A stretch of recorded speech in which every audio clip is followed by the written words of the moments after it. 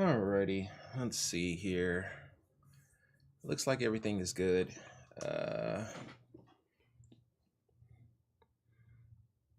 I think everything is working properly. Can you guys hear me? Yeah, you can. Okay, cool. Alrighty, let's get to work here. Let me put down this disgusting looking blanket in the camera. Let's just move this over here. All right, there we go. There we go. Alrighty, I think everything is good here. Whew, okay. Alrighty, happy Monday. Oh my God, it's happy not Friday. Hi, how you doing? How you be? Top to the AB, and I hope everybody had a good weekend. Very short weekend, and yeah, go. It's been quite the day, but yeah, never mind all that. Let's go ahead and start helping some people. So if anybody's unaware of how this channel works, I pretty much spend most of my time troubleshooting issues, technical issues that people run into, and try to help as many people as I can. So during this session between 7 and 10, sometimes a little bit earlier depending on the situation, if you have any questions, be sure to put them in chat. I should be able to see them because it's right next to me, and I'll answer them as quickly as I can. In other news, I'm going to start playing with my computer a little bit more so I can see exactly what caused that whole power rebooting issue. I'm hoping it's the BIOS, but gonna do a few downgrades here and there, but we'll get to that here in a little bit. But let's go ahead and get started here. Work. Okay, there we go. Alrighty. Ooh, this is just a random picture.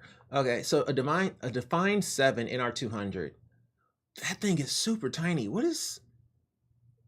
Okay, I get that this is the NR200, but what is that? Defined 7? I've never seen a defined 7 before. Defined 7? Man, fractal design defined 7. Wow, it is so small. No, it's not. What am I looking at? This is way bigger than I thought. What's happening here? Define 7 mini. Define 7 nano. It can accommodate all mini ITX and mini DTX motherboards. An option for a GPU, a 306mm GPU. I mean, it's still kind of big though. I mean, what does it do that's so special? That's a defined 7. What did they say here? It's for NR200. Yeah, I get that. But, spider. Holy crap, that was my first thing. Did he not mind the huge spider in his PC? Oh yeah, that does look like a spider. That was the reason. Dang, my PSU is blah. How's the temps on the CPU and GPU? That's what worries me the most. That thing is super small, but that GPU being there at the bottom is a little bit on the iffy side. So I'm not sure if I'm too crazy about that build, but it's really nice. It's nice and compact. So yeah, let's go ahead and get started here. Alrighty. Oh yeah, so this is one that I saw that said Focusrite Solo, and I haven't had one of those in a long time. So I was like, okay, cool, let's go ahead and knock this out. So this is from Random Account 109, and Random Account 100 writes, Focusrite Scarlett Solo plus Shure SM7B. Hello, I've been trying to find good settings for my Scarlett Solo, the red box, and the Shure SM7B for gaming commentary, but I've come across no aid anywhere. May I have screenshots of the Scarlett Solo or whatever Scarlett device so I can get a good settings for my commentary? Thank you. Well, I don't have any. I mean, Scarlett Solo doesn't really have a ton of options for it, but the Shure is super low. It's super low, so you will most likely need to be at an 8 or so. Have to be at an 8 or so to be heard, plus to be heard. I mean, that's pretty much it. To be heard, and then connect it to the PC and use OBS to set the audio to around -9 to -12 dB on average. That's all I did for mine. Hope that helps. Yeah, there's not really a whole lot of options here. Like the Scarlett Solo, it doesn't really have options. It's just, all it is just 2 knobs. Like I have it. I can just show it to you here. Here, we'll do it here. Scarlett Solo. All right, so the Scarlett Solo, like it's just this. Like there's no options here. It's just gain. So you plug it in to the mic, this port right here, and it's just gain. So you just turn it up to however you need to go. I said about 8 because he has the Shure, and that's pretty much it. There's no options here, so I'm not exactly sure what he's wanting, but he should be fine.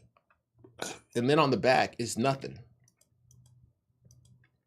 Yeah, so it's just a USB port on the back. That's why I was like, okay, well, what settings do you mean? Because there are no settings. There are no settings on the Shure, and there's no settings on this guy.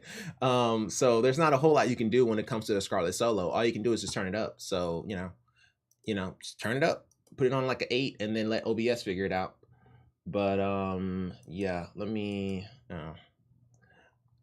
Okay, so that's that. All right, cool. So let's go ahead and go to the next one here. I hope that helps. Random account. Alrighty, so this one here is from Cheesy. Make sure I can still hear me. Cheesy. 266. Cheesy writes, I'm not sure I understand. Is there something else I can help? Alexa, stop. There's nothing to stop here. Check if the device is on your home Wi-Fi network. Okay. Alrighty. Cheesy writes, Samsung TV internet connectivity, trying to connect my Samsung 51-inch 5500 Full HD Smart 3D Plasma TV to the internet. Whenever I go to network settings, wireless setup, it says checking for wireless networks for 30 seconds and then goes back to the main network settings menu. Any device. There are 20 plus Wi-Fi networks that appear on my phone's Wi-Fi settings, including my own. Trying to connect to Samsung 51-inch 5500 Full HD Smart 3D Plasma TV to the internet. When I go to network settings and wireless setup, it says checking for wireless networks for 30 seconds and then goes back to the main network. Yeah. I would say try to update the firmware. How is he going to update the firmware? Oh, update the firmware by connecting directly to the Ethernet port on the back. Once the update is complete, see if that fixes the Wi-Fi. Let me make sure that he has Ethernet on the back of this guy. I don't know of a full HD smart blah blah blah blah blah. If so, yeah, there's just so many. Yeah, this isn't gonna work. Back. Inputs. There we go. Really? Really? I click on you and you move away? Yeah, okay, cool. So there's the Ethernet jack on the back. I think that will work for his issue. Once the update is complete, if I can spell the word complete, once the update completes, see if that fixes the Wi-Fi. You can also try to go back to factory settings, but this is a last case. This is a last ditch effort. This is this. You can also try to go back to factory settings, but this is a last resort. That's the word I'm looking for, resort. Wow, my vocabulary is leaving me. Yes, I would say to try to update the firmware by connecting directly to the Ethernet port on the back. Once the update is complete, see if that fixes the Wi-Fi. You can also try to go back to factory settings, but this is a last resort. Yeah, I'll go with that. So Samsung TV internet connectivity, that's what I would do to troubleshoot it. All right, Cheesy, I hope that helps. Yeah, that should be good. Alrighty, so let's go ahead and go to the next one here. Ooh, fancy. Oh, no, it's not. Hold on. Case specs are just guidelines anyways. Okay. What did he do? Okay, so that's an RTX tough. So that's like a 4080. I don't know about this one. It looks hot. It looks like it's going to be super, super hot. But it's pretty. Okay, so the 3060 Ti is more than enough for me because he like quiet PCs. Okay, so I guess it's not a okay. Well, the 3060 is a little bit quieter, and it's only a 2 pin, so it may be okay. And then on top of that, he has a nice 240 millimeter radiator there too. So I mean, it should be able to get a little bit of air, and you can see that it's actually elevated, so it gets to get all this air from down here. So it's just trying to pull that air in. I'm worried that that heat that's right around here may not be able to escape unless it gets picked up by those fans, but it should be okay. This may actually be a really good build. So yeah, because it's housed in that little case and it's elevated off the ground, that should help it a lot. Cool, bro. Congrats. Dope. Dope. If I can spell the word dope. Build, bro. I don't even know. That's not even a question. All right, let's go ahead and go and help the next person. Helping. Oh, yeah. Okay, I saw this. Okay. All right, so this guy has a grip, right? So he wants to buy, so he has like $10,000 he wants to buy on a gaming and workstation setup. $10,000. So he worked his butt off overseas for 2 years. Will love a completely new around 10K gaming and workstation setup. I get that. Let me start off by saying I'm new here. A friend told me to post here after he got some very good advice here about a year or so ago. I work a lot with tech, but it's been seven or 8 years ago that I've built my own PC. I have a high budget because I want to treat myself for once with something I love. I get that, bro. I get that. And then you feel guilty about it. I do genuinely love the idea of building my own PC, so I don't want to opt for a custom pre-built. I sold most of my stuff beforehand as I knew I'd be moving to a new place. I get that too. What will you be doing with this PC? Be as specific as possible. The include specific games, programs you'll be using. Gaming, AAA games, slow-paced games like Plague Tale, Elden Ring, City Skylines, Assassin's Creed, upcoming Diablo 4. Also a lot of indie games like Valheim, Satisfactory, and Slay the Spire. Workstation, I'm an amateur photographer and videographer outside of my work, which pretty much means that he just needs a lot of RAM, and use mostly Adobe Suite. So he stays in the Adobe platform, which is also RAM depending, and it's a little bit more sided towards the NVIDIA side than it is the AMD side. And then it says the projects can get quite big, so a beefy PC would be nice. Yeah, so RAM really is all he really said. What is your maximum budget before rebate, shipping, taxes? He said 9K to 11K. When do you plan on building the PC? Beyond a week or two from today's means, any build you will receive will be out of date when you want to buy. I get back in a week, so I want to start ordering as soon as possible. What exactly do you need included in the budget? PC plus all parts, no operating system needed. Monitor, keyboard, mouse pad, UPS, okay. Speakers, NAS, if possible, for backups, desk. It's a lot, sorry. It'd be perfectly happy with just a PC recommendation too. Which country? US, no micro center.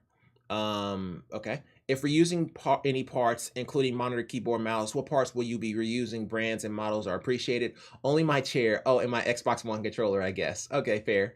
Will you be overclocking? If yes, are you interested in overclocking right away or down the line? No, I actually prefer to keep the PC as quiet as possible. As quiet as possible. Okay. Are there any specific features or items you want/need in the build? SSD, large amounts of storage, or RAID setup, CUDA, OpenCL support, etc. Quiet operation, preferably air cooling if possible. Air cooling. Okay, over liquid. Okay. High quality and durable parts. I would like a NAS. My current storage is a mess of external drives. Doesn't have to be a metric ton of storage. Maximum 20 terabytes or so is totally fine. So okay, well, if he wants that, that's going to be more expensive than most of this stuff. Dual Ethernet, 2.5 or 10 gigabit for NAS. Okay, so a little bit higher end motherboard. Single large monitor, might get another later. I would like to also sit back and play on my PS5. I'll sit about 8 feet away in that case, so it doesn't have to be a huge monitor, just big enough to sit back and use the monitor still. He may need that 34-inch, that curved 34-inch, black and wood aesthetic, Odyssey. Although super unoriginal, I love the IKEA black Alex drawers. Okay, well, if he's gonna go IKEA Alex drawers, then it's gonna be a standing desk. Or I'm sorry, not a standing desk, but a sitting desk.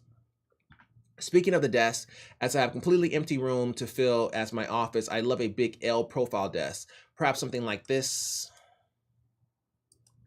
Ooh, oh, he fancy. You see, these are the Alex drawers that he's talking about, and they're in black too. That's clean. Oh, that's clean. That's a lot of space.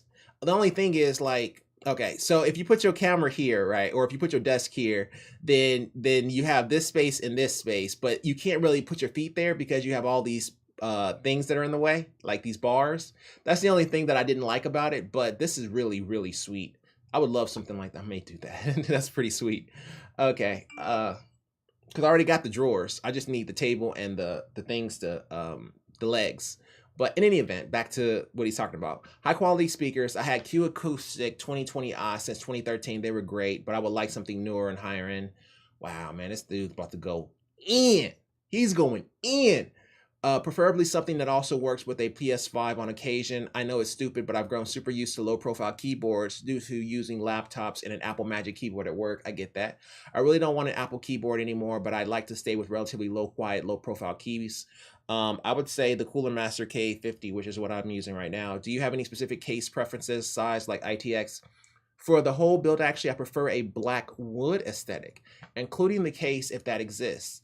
Just black with a few brownish accents will be fine too. No RGB if possible, or if at least something I can turn off. Do you have a copy of extra info? Not that I can think of. Oh man, I love a good challenge from time to time. There's a lot to talk about, so let's get into the choices I made. Oh my goodness, this man has gone in. Okay, here's what we'll do, because I don't do part picker a whole lot, and I don't. Maybe I should start doing part picker, to be fair. All right, so he went the 7950X, which is what I would have gone with. Noctua NHD 15 Chromax, which is an excellent cooler. And then an X670E Wi-Fi AM5 motherboard. He went with 64 gigs of RAM because he said he wanted Adobe. And then he had the two 14 terabyte NASs, or two 14 drives. I'm not crazy about this, because if it's how many he order? Yeah, no, you don't want to do that. So if you're doing a NAS, you don't want to do two 14 terabyte drives, because basically that's RAID 0. So that means if one goes down, it's over. So what you want is at least 3. So he would actually have to buy a third one. So it would be RAID 5 essentially, and you would have 28 terabytes. So he needs one more drive here. Then he has a couple of NVMe's. What size? How big are they? Okay, so this is a 2 terabyte NVMe, and this is a 4 terabyte NVMe. So he has this plus this, which is pretty good. Most of the stuff will be on there. Then he has the NAS, but obviously he's going to need another drive there. And then he went with the 4090 Founders, which makes sense. And then he went with the Design North ATX Mid Tower. That's pretty clean. I didn't know too many towers that are made of wood, or at least exposed wood. Now, I do know like ITX builds that have like a front cover that, like, for example, the this guy, they have a panel that goes on the front that's made of wood, but this guy is too small for what he's trying to do. And then he went Noctua fans, and then he went with the ROG Swift PG42UQ monitor. Good lord, that's clean. Oh man, I was gonna go with the G, what was it, Odyssey G ODY SSEY G9 or G7 or something like that. Odyssey 34 inch curve. All right, yeah, I was gonna go with images. Yeah, this this Odyssey, where is it at? Yeah, this one right here.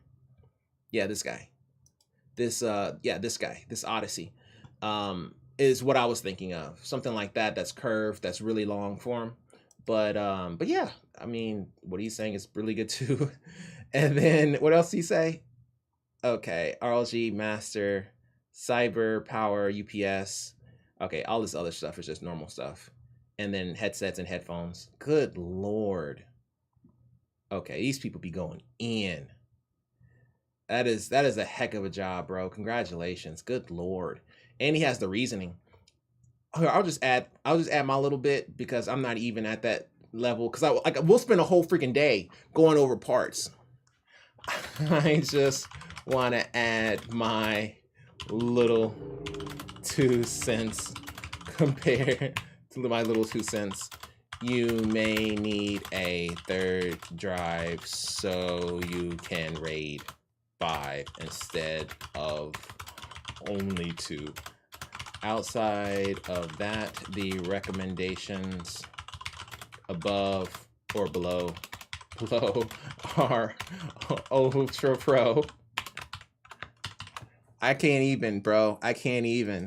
He's gonna have a heck of a time, bro. Like that is one of the the coolest things that you can do for yourself, is like buying yourself your own computer and building it and all that kind of stuff with a max budget. Good lord.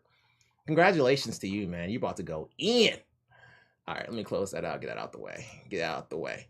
Oh, there is a part that I do want to talk about. So Folded Meat reached back out to me. All right, let me explain Folded Meat to everybody. Folded Meat is a guy that we've been working with for quite a while. He has an issue with his Call of Duty frame rates dipping whenever he sees people, right? It drops down to like 10 to 20 FPS, right?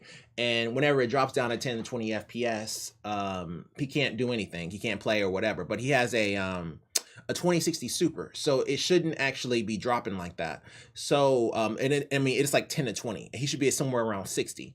So let me enable it so everybody can see it real quick here. All right, so this is his play. Let me go ahead and turn it up. Let me see what that sounds like. I don't want y'all to be like blinded. So if we look here, oh, I can't even hear it. Okay, maybe I can still hear it, but I'll mute it just for right now because it doesn't make a difference. So you see his frame rate is sitting at 20 FPS and he's in the lobby.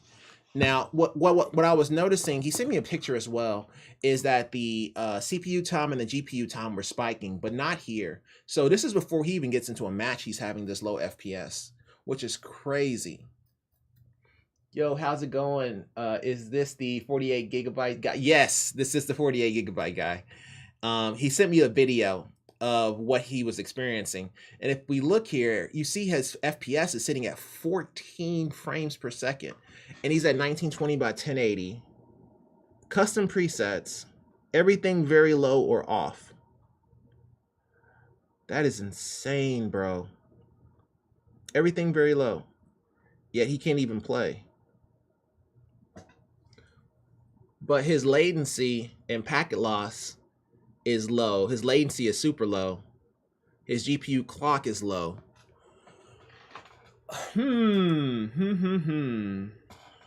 That is interesting. Okay, so with him, let's think about it. I was looking at this a little bit earlier, and I was thinking that there may be an issue. Is he overclocking? No, I don't think so. Overheating, no. his CPU temperatures and his GPU temperatures were actually normal. So his CPU temperatures were good, his GPU temperatures were good. He's running that 2060 Super and the 48 gigs of RAM that we saw the other day. And but yeah, he's still having the issue. And we've tried just about everything, including uninstalling and reinstalling the program and changing a few things in the settings and stuff like that.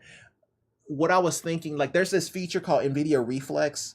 So it may be something along those lines, but I was also kind of curious. Time to format C. That's true too.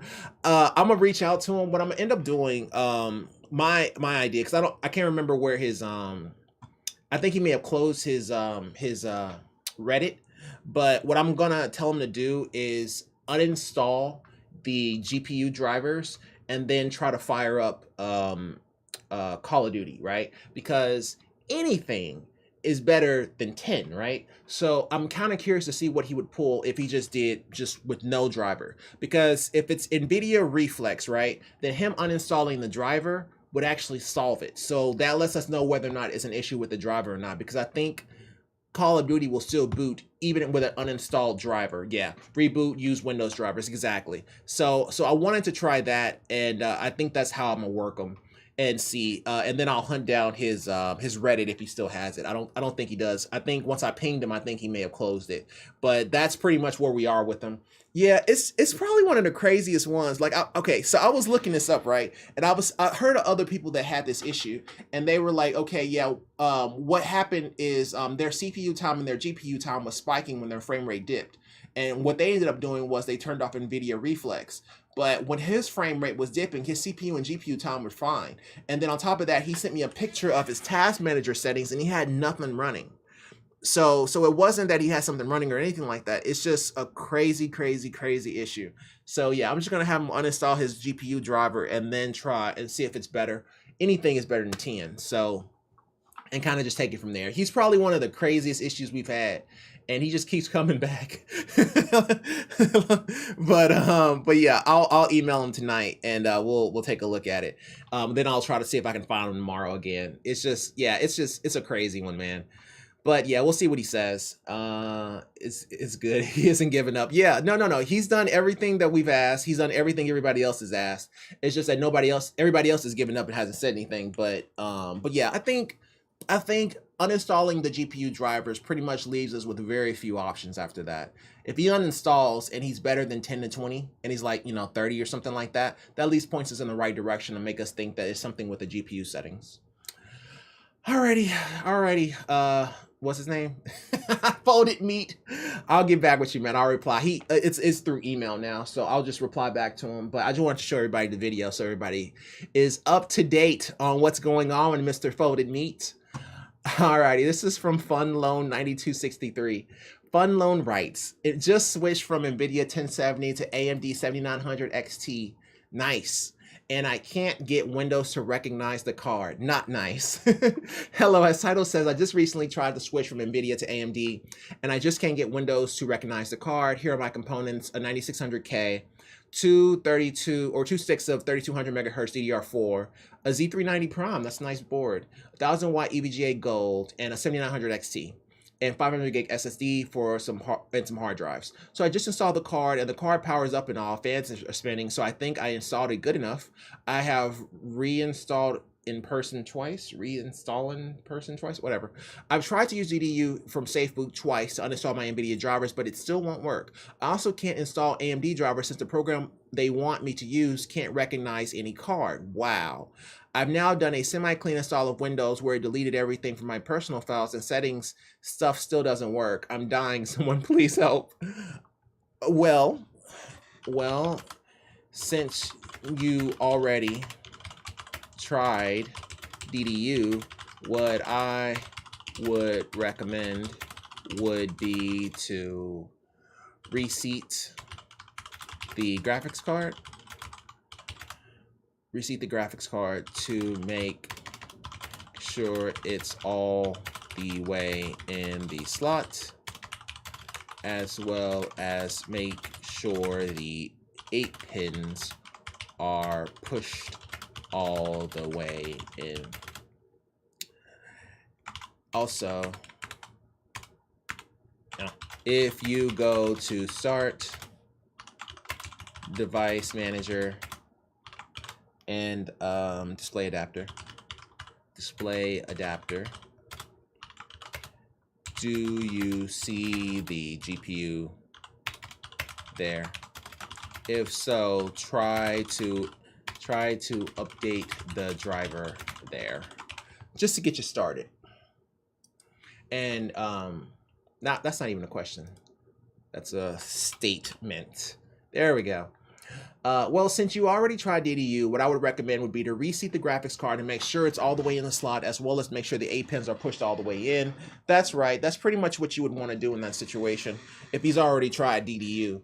Now, you could say try a different slot, but the only reason why I didn't want to try a different slot is because he had this working with his 1070. So we know the slot works because all he did was swap out the cards. So it's a pretty good shot that the slot that we're putting in works, and you don't want to risk that you put in another slot and it still doesn't work. He may just have a faulty slot at that point. So there's no point in doing that. It's better just to go ahead and reseat, plus plug in the 2 8 pins and see if that fixes it, as well as going to Device Manager, look at Display Adapter and see if it's there. If it is there, then go ahead and try to install the drivers from there. It won't be the most up-to-date, but it'll at least get it working, and then kind of take it from there. Alrighty, Fun Loan, I hope that helps. Ah, that's that good stuff. Green tea. Let's do this. Okay, a B-side. Okay, cool. It's just me. All right, so this is from Iragon. Iragon writes, help with blue screen. Hi, so basically I got a blue screen of death on my PC, working perfectly, except I got a blue screen 2 months ago over corrupt GPU driver. Since using DDU and reinstalling the driver fixed that issue, but I think I might have been wrong about that, as I remember having this USB extension converter connected to USB-C on my PC, and I was using that with my Astro A50s. Okay, today I decided I needed to charge my Xbox headset, so I used the USB-C extender and connected it to a USB of a micro USB and plugged it into my SteelSeries. Within 10 minutes of PC running, it got a blue screen. When restarted, my Astro headsets wasn't being detected. I had to replug it in to fix it. Is it possible the USB-C converter extender caused a blue screen?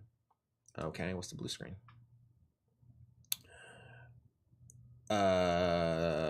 Mini dumps. Oh man, this is all the way in. Blue screen view. Oh, not that. I already clicked on that. Oh, this is a straight dump. Oh no, I don't want to look at that. I don't care. Okay, we'll just do it. We'll just do it. I'm not trying to go too far into a B-side. It's possible. What? Well, okay, it's possible. Is the issue repeatable? As in, if you did nothing, will it blue screen on you after 10 minutes of being turned back on? Does removing the converter stop it from blue screening? Yeah, so it's too much to be going over dump files of BSODs. I would rather just work the issue itself. Does removing the converter stop it from blue screening? I would say it may be easier for you to work it this way, as it would only take you about 30 minutes to diagnose the problem. Keep us posted. Yeah, I'd rather work it that way. I'd rather work it that way. It's a possibility, yes. But I mean, cause some USB devices, like for example, there used to be, what was that mic called? It's like sitting right up in there. But there was a microphone that I had that came with this software, and this software would blue screen me. But I didn't know it was the software that was blue screening me, and it would just do it like just randomly. Like I would use the mic, and then the software would just oh god, what's the name of that mic? It's not a Shure. It's a oh my goodness, it's like that black and silver mic. It's not a Snowball. It's called something else, but anyway, it has a software, but it's really, really old. It's like Windows 8 software. And I was using that, and it would blue screen me all the time whenever I started using that stupid mic. And so, yeah, you can run into those issues with like USB devices and Astro 850s and just hooking them up to your computer. It's possible that the software itself is just out of date, and that can cause a problem. But you can figure this out really easily if you just unplug it and unhook it and not have it hooked up. Now, what's interesting is that he still had that software, even though he had it unhooked and he didn't have the problem. He only had the problem when he hooked everything back in. So I don't think his software itself is bad per se. I think that there just may be an issue with the converter or something along those lines, and he may have to do an update, something along those lines. But we'll figure it out. It's easier for him to figure it out if it happens 10 minutes. If it happens all the time, hey, you may be in pretty good shape. So because you can repeat the issue, and if you can repeat the issue, you can just remove one item at a time until you fix it. It'll be easier than waiting for responses. So, because you'll have it done by an hour.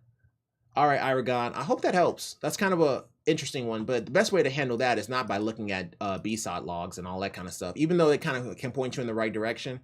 But your issue is pretty easy if you just look at it from an overview perspective. All right, let's go ahead and go with Mochi Mint, okay? I'm ready. Mochi Mint writes, HyperX Quadcast S help. Hello, I'm having technical problems with my Quadcast S mic. I don't know what that is. I think I know what it is, but I just, okay, yeah. Okay, I remember. It suddenly stopped turning on, so I unplugged it and replugged it multiple times into different USB ports. Each time my computer gives me the same message, USB device not recognized.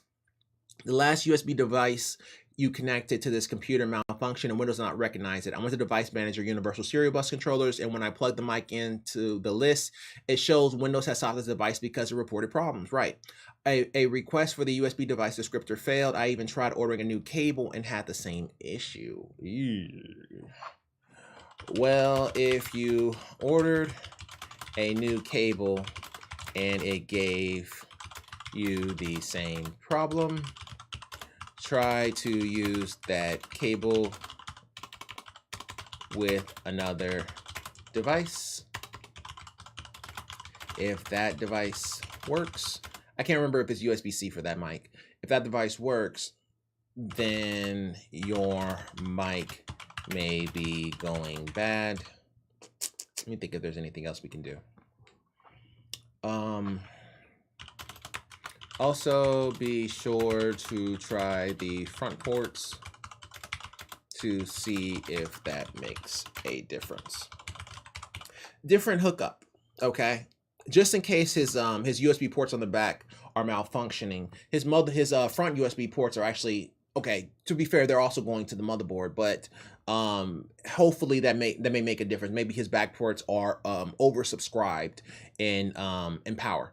And so maybe going to the front port maybe actually helps. So that's the only thing that I can think of. Well, that's not the only thing that I can think of, but it's a possibility. Now you can also maybe say possibly motherboard, but that would mean that other devices may be having a problem as well. So yeah, I would go with this first and then kind of just look from there. But plugging it into the front should help if it's a power issue between the back of the motherboard and all the other devices and peripherals you have it hooked in. You could also equally say, try to remove the other USB devices and just leave the mic.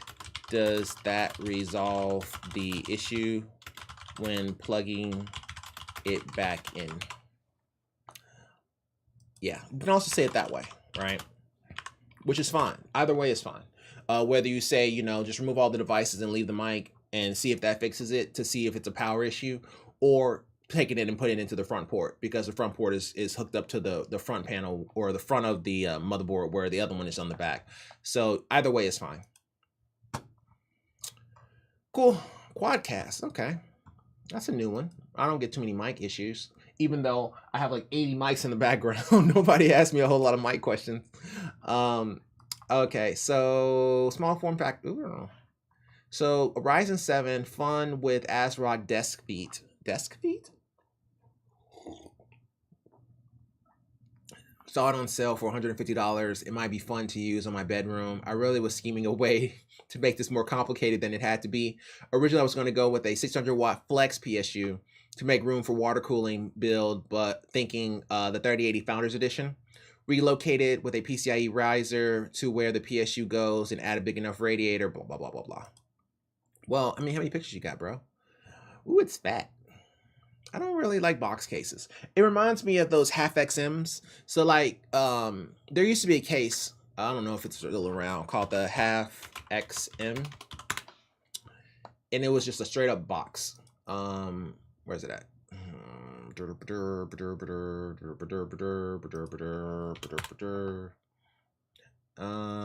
Okay. Well, this is the half X. This is one of my first cases. But it had a box one. Yeah, here it is. Yeah. Okay, I was like, man, am I going crazy? Yeah, so there used to be a case called the half XM, right? It was like the boxy version. It's like this. It's this guy. And it used to have a 200mm fan at the top. It was freaking huge. I used to think it was small because I had the half X, but it wasn't small at all. It was gigantic. It was awful. It was so big. And that's what it reminds me of. It's just a huge case. But this one here is much, much smaller. It's just kind of a thicker. Well, I do like the fact that the GPU is at the top. That is really nice because it's going to be able to exhaust that heat super quickly. And then on top of that, he has like the little antennas. That's pretty sweet, man. Wow, what kind of card is that? 6400 or so? It's a very, very small card, but a very, very nice power supply. SF450, platinum, I'm guessing. That is clean. Wow, bro. All that RAM, what is he doing? He's folding meat all over again. Why do you need so much RAM? Oh my goodness, you people with this RAM. Like, okay, maybe he's done some Adobe or something. Maybe he can explain it. How much RAM was that? Okay, so it's 4.6, but he doesn't explain what kind. But yeah, bro, like y'all with RAM, man. The SATA drops are pretty tough to get in. Yeah, I mean, I can see that's a lot. That's a really small build. It's really nice though. Yeah, 450 watt. That's all you need for that. That's nice and portable. Congrats, bro. That's a really nice build. Desk feet. That's what it's called. ASRock desk feet. Really? Let me see. I don't. Oh, I guess it is. Okay, Desk Meat X300. I guess he called it Desk Feet, but it's Desk Meat. Ooh, that looks clean. That's actually not a bad looking box. Okay, so that's what he did. Okay, gotcha. Okay, fair enough. Congrats. Alrighty, so this is from Urak. We'll just go with Urak because I'm not about to sit here and pronounce that. Uraquity or Urequity. Whatever. I'm not even sure that's a word, but it feels like it is. But I'm just go with Urak. Urak writes, monitor showing no signal for a while before booting up. For a while? Okay. So my computer randomly, when I restarted it, or even when I turned it on, will show the Windows black screen with the logo and the circle spinning. Then after I get no signal from either of my monitors, then then after about 5 to 10 minutes or so, it shows the blue loading screen and continues starting up. This started happening recently, and I don't know why. Okay, let me repeat that. He said, I turn it on, will show the Windows black screen with the logo and the circle spinning. And then after that, I get no signal from either of my monitors. Then after about 5 to 10 minutes or so, it shows blue loading screen and continues starting up. This started happening recently, and I don't know why. Well, if it's taking a long time to boot, that sounds more like a drive issue than a monitor issue. Let me think about that. This is because when the monitors reconnect, you still aren't in Windows. You are still not in Windows. Explain after that, I get no signal from either my monitors or my product team. It shows the blue loading screen and continues to start up. Typically, I run into this issue when my drive is starting to have issues or I have memory problems. What are the specs of your PC? What are the specs of your PC? Let me think if there's anything that you can do quickly. 5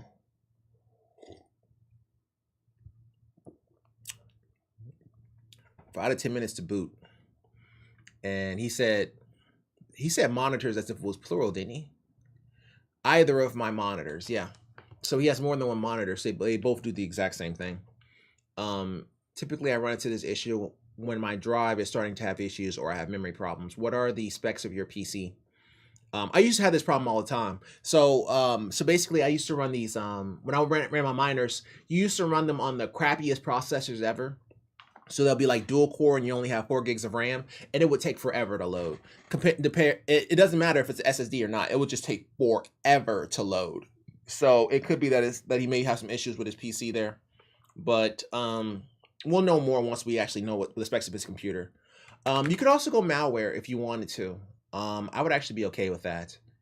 Also, could you try to install malware bytes and do a scan of the drive just to make sure we're not fighting a losing battle? Thanks. Yeah, I'll go that route. Nice and safe. Just do a scan of the drive, make sure we're not fighting something bad.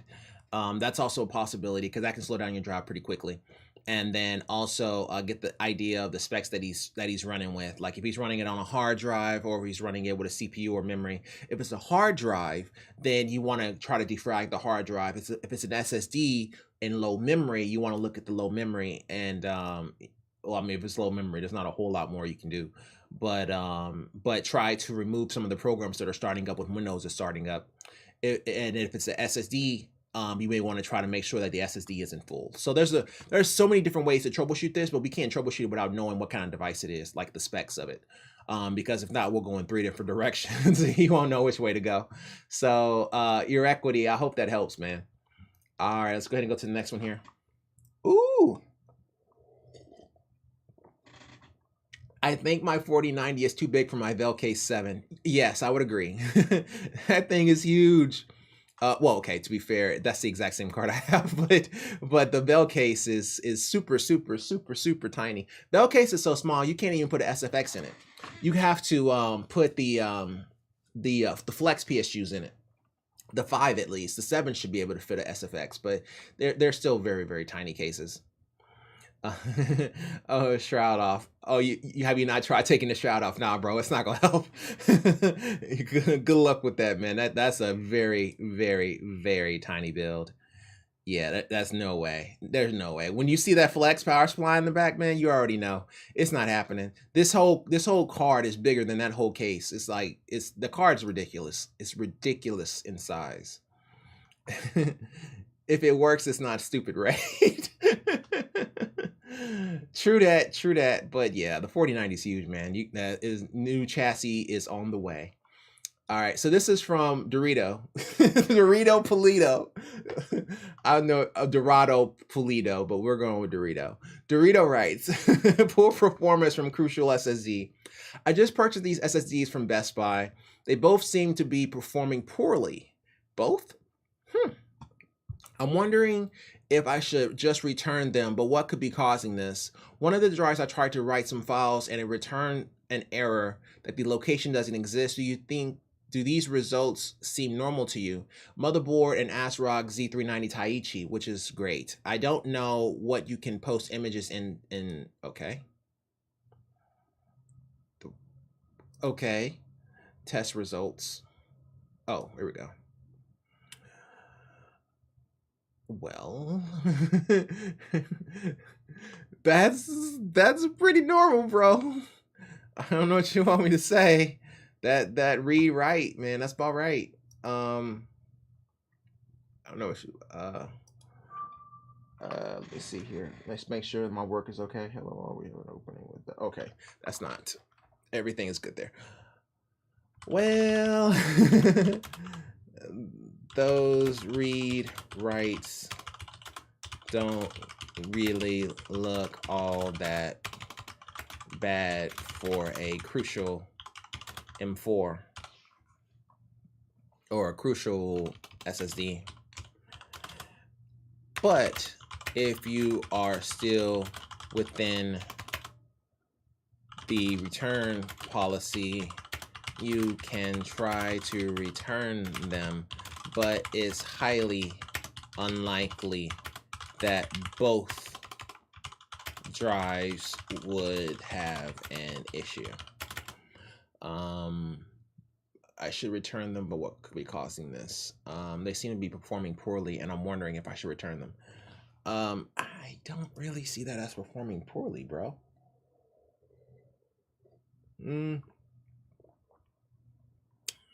Okay. Oh, I'm sorry. I'm looking at this wrong. So the Crucial MX500, the MX500, they're both around 300. And then his Evo NVMe is around 3067. And then his hard drive is around 142, which is right. And the Samsung's around 5. Yeah, no. Crucial M4s are really slow, bro. Like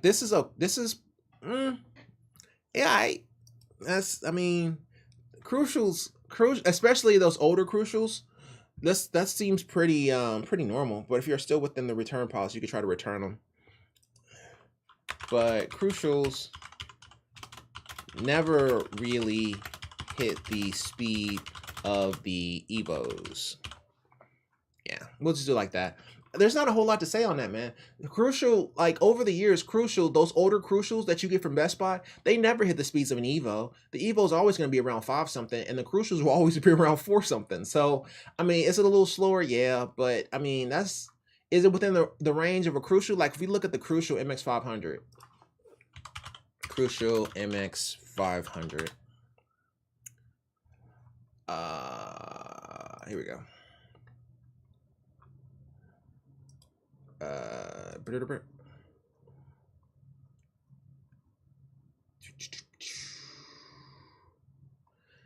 Yeah, the sequential reason, right? Showing about 5. I don't know. I've never ran into a Crucial that's actually been on par with the Evo, man. It doesn't happen. They're good, but I just don't see them being on par. I just think that, yeah, there's not a whole lot you can do if it is, though. So here, we'll just go like this. Is that me? I'm trying to make sure that I'm not being biased here. The speeds of the Evos. I get that it shows that it's expect to do so, but that's just being too much. I'll just stick with my yeah, just discard it. I'll just stick with this. Yeah, but Crucials never really hit the speed of Evos, and I've just never seen Crucials that have just been so reliable in hitting 5 consistently, man. I never saw it, which is why I never went with it. I would rather go with the SSDs. Heck, I will even go with those cheap SSDs from Micro Center over Crucials. I've never been a fan of Crucials SSDs. Maybe their RAM, but not their SSDs. Their SSDs just always seem weaker to me than the Evos.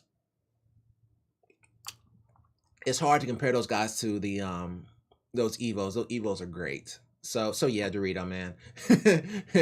Nacho cheese, man. I would just say go with if you really want, I would just go with Evos, man. If you really want to hit those rewrites, just stick with the Evos. But yeah, the crucials, if they're both showing the exact same thing, and they're just not at that level. You can try, oh, I mean, they're, yeah. I've never increased the read and write speed by updating any type of software on a SSD. I've just never done it. So I'm not about to sit here and tell them to try to update the look for a driver update or something like that for an SSD Evo. It's not like it has something to hold it on. So yeah, I'm just gonna leave it at that. Just return it, man. Alrighty, this is from HyperMads 2003. FromSoft games aren't running great on my PC. Okay, well, that's the worst thing that can possibly happen. I mean, FromSoft games are the best. I can run other games just fine. No one cares. Can you run FromSoft games? That's all that matters, because those are the best. But FromSoft games have frequently frame drop issues. Well, we can't have that. Specifically, Elden Ring and Dark Souls 3. Never mind any of those other games. Those other games are trash compared to Elden Ring and Dark Souls 3. My specs are RTX 3060 Ti, a Ryzen 5 3600, which is capable of running integrated graphics, 16 gigs of RAM, and am I being bottlenecked, or is there something else? Something else? Something else? Be sure to update your graphics to the most recent driver. Also, by frame drops, what exactly are we talking here? What resolution and GPU settings are you running at? Remember, Elden Ring can run on a Steam Deck. Let's pump the brakes. Elden Ring can run at about 30 to 40 FPS on a Steam Deck, which is like one of the slowest. It's like it's a little bit better than a Switch. So I mean, hey, if Elden Ring can run on a Steam Deck, bro, then you should be able to run Elden Ring with a 3060 Ti for sure. What resolution and GPU settings are you running at? That's the only thing I can really think of, if those settings are just crazy high, or your driver may need to be updated. But it's not you. This rig is enough to run Dark Souls and Elden Ring at 1080p 60 very well. You'll probably get like 80 to 100 FPS. You would be able to run 2K at about 70 at medium settings. Yeah, about 60 to 70 at medium settings for Elden Ring and Dark Souls. And then at 4K, maybe 30 to 40 at 4K for Elden Ring and Dark Souls. So yeah, this should be fine. Yeah. Okay, cool. I like my answer. I'll stick with that final answer. All right, let's go ahead and go to the next one. Okay, yeah, let's go to the next one. This is from Big. Okay, cool. Big writes, computer crashes or reboots while playing intensive games. Okay, been trying to play a few games. Elden Ring, Slime Rancher 2, Outbound Ghost. Oh, Elden Ring. Hey, I like double Elden Ring back to back. How often does that happen? And my PC will randomly crash in the middle of the game session, either rebooting or freezing. Oh no. With all 4 monitors displaying dark, corrupted images. Jesus Christ, you have 4 monitors? In which case I have to do a manual reboot. I had this problem for greater than 1 year and am at my wit's end. Any advice? I've tried increasing my cooling, but I've been monitoring temps while playing games and they don't seem to be getting out of control, so I have no idea what the problem could be. All right, so he's running an RTX 3070 with 4 monitors. Holy hell. And then he has a X570 Tomahawk with a 5800X, 216 gigs of RAM, and then his storage, no one cares. It's the monitors, bro. Like, what? Why would you do that? Why would you say the specs and you said you have 4 freaking monitors and not list the monitors? What kind of, what? What am I supposed to do with that? Booting with all 4 monitors. Bro, you have 4 monitors, but didn't list any of them. What are the resolutions What are the resolutions you are running at? What resolutions are you running at? What resolutions are you running at? Are they all the same? Can you list the monitors? You may be oversubscribing your GPU if you are spanning across all monitors. There's no might to that. You are oversubscribing if you're spanning across all monitors. Yeah. Also, what's your definition of hot, of overheating? Oh no, he said they don't seem to be getting out of control. What's your definition of getting out of control? Yeah, we'll just go with that. There's just not enough information, bro. Like, how can you say that you have 4 monitors and not tell us exactly what's going on with those 4 monitors? I don't know if it's 1080p or 2K or 4K or if you're running, span a session or span across all your screens. I don't know what you're doing here. This doesn't help us at all. Once it loads into memory, it doesn't use those drives, so that doesn't really matter.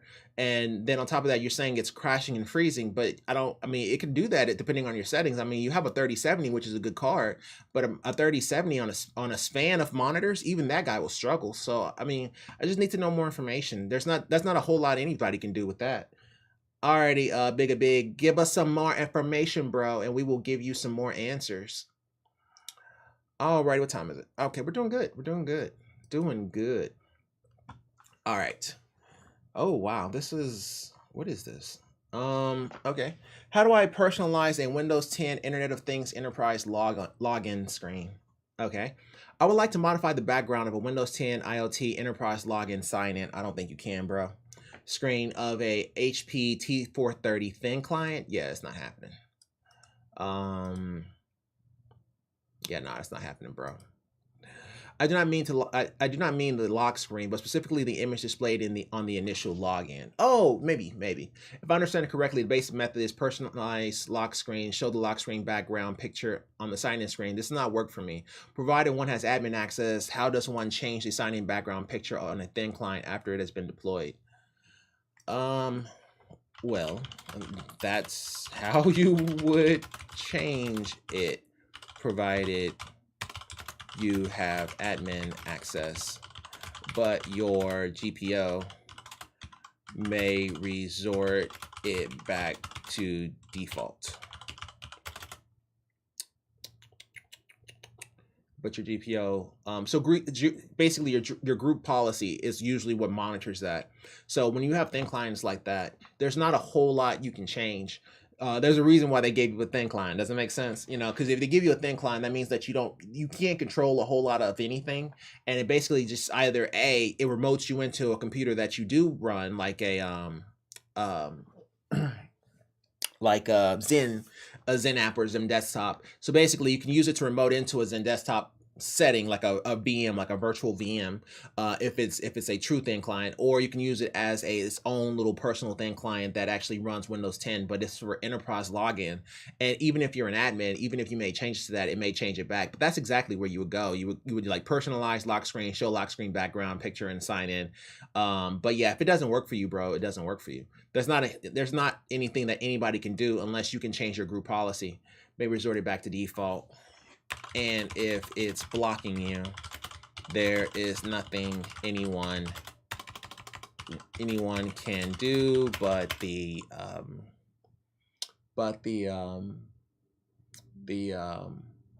wow. domain admin.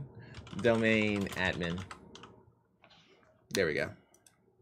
Yeah, so the only thing so in this kind of a situation, only a domain admin can really change them, because a lot of times what ends up happening is they have a bunch of group thin clients, and they basically deploy them with a group policy that says exactly what they should and should not be doing on that particular device, and where they should and should not go, and the software they should and should not use. So if it's blocking him, even though he's an admin, then he definitely isn't a full admin. He's not the domain admin. He just has admin access. So they may have a literal category that allows you to make certain changes, but he's not domain admin, because if he was, he would be able to make that change. So he's not, he may have admin access, but he may just be on a tier that actually says tech support admin and him thinking that he has admin, but he doesn't have full domain admin rights. If he did, he would be able to make that change. But yeah, when it comes to enterprise logins and things that he doesn't control and he's not the domain admin, don't play that game. Don't ever play that game and try to help people try to figure out how to make changes to their settings if they're not the domain admin. You will get cussed out in a heartbeat. I promise you, you will get cussed out. Do not play with domain admins ever. Because a domain admin, they have it set up a specific way, and if you try to help somebody get around that domain admin, it's going to be bad times. So this is going over to the professional side and working with domain admins. Do not play games. If they're trying to just make changes to their thin clients and stuff like that, no. Reach out to your domain admin and see if he can make that change for you, or see if he can give you some options to make that particular change. But if he says no, he says no. But don't ever try to teach somebody how to make a change on a thin client or something like that, and the domain admin has no idea. Don't do that. Don't do that. You're gonna mess around and get yourself in a world of hurt for no reason, or get him in a world of hurt for no reason. He's just trying to do something simple. I get that, but you don't want to make any change without the domain admin knowing. It's not worth it. So yeah, and if it's blocking, there's nothing anyone can do but the domain admin. Yeah, I'll just leave it at that and just let him know, because he's gonna have to get with him if he really wants to make that change. But it's a stupid change. So I mean, it's not anything special. Like, you trying to change that personalized, it's just not worth it. You can ask the domain admin, but he's probably just gonna ignore you because this is a stupid change. Like, it'd be one thing if he's like, okay, everybody uses Mozilla Firefox with their group policy, but can I use Chrome? Right? Because it's like, okay, well, Chrome, I run into issues when I run my software through Mozilla Firefox, therefore I want to use Chrome for my thin client. That's totally different, right? So now he has a reason, and he has a actual technical need to go with Chrome over Mozilla Firefox for the software that he uses. So that means that it's not just him. That means it's going to be everybody in his department that wants to use this particular browser. Now that's totally different. Now you can also raise a ticket with the domain admin so he can make that change for you to allow you to download Google Chrome, and then him putting group policy on Google Chrome. See, that now you got something. You see what I'm saying? But just trying to tell him that you want to change your lock screen is stupid. It's a waste of time. He probably won't even respond, but I'm gonna leave that between them. You don't want to get involved in that. It's not worth it. But yeah, it's nice that we go from residential to commercial so that, you know, I can talk about that a little bit without going too far in depth. I don't want to be like teaching y'all about ACLs and stuff, but we'll take it. So this is a repeat. I think we're probably getting closer to the repeats now. So cool. He said incorrect. Oh, that's not to me. Okay. I want to upgrade my boot drive M.2, but obviously Windows is installed on it, and I want to upgrade it to a better M.2. How do I do it? Okay, so I remember this. So this was yesterday. This guy has an M.2, and he bought a new M.2, and he just wants to know how to get his Windows operating system over to the new M.2. So I gave him a very detailed explanation. So what you would do here is to get a USB to SATA adapter, then download a program called Macrium Reflect and use that to clone your Windows drive to the new drive. If the new drive is bigger, be sure you put the C drive next to the unallocated space so you can extend it later. You will know what I'm talking about when you start the program. When it's done, test a new boot drive. If it works, then you can wipe the old Windows drive by right-clicking and hitting Format, and add it as the new secondary once the new SSD boots into Windows, which is the exact way you would do that.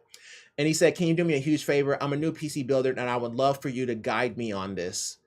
That is the guide. That's exactly what you would do. When I eventually do it, I would like your assistance. Either that I need to watch a video. This sounds complicated. Again, I don't mind reinstalling Windows, but I guess I would also have to reinstall all my drivers since it's essentially a new PC again with a new boot drive. Incorrect. What they describe would copy the entire OS, including all programs and drivers.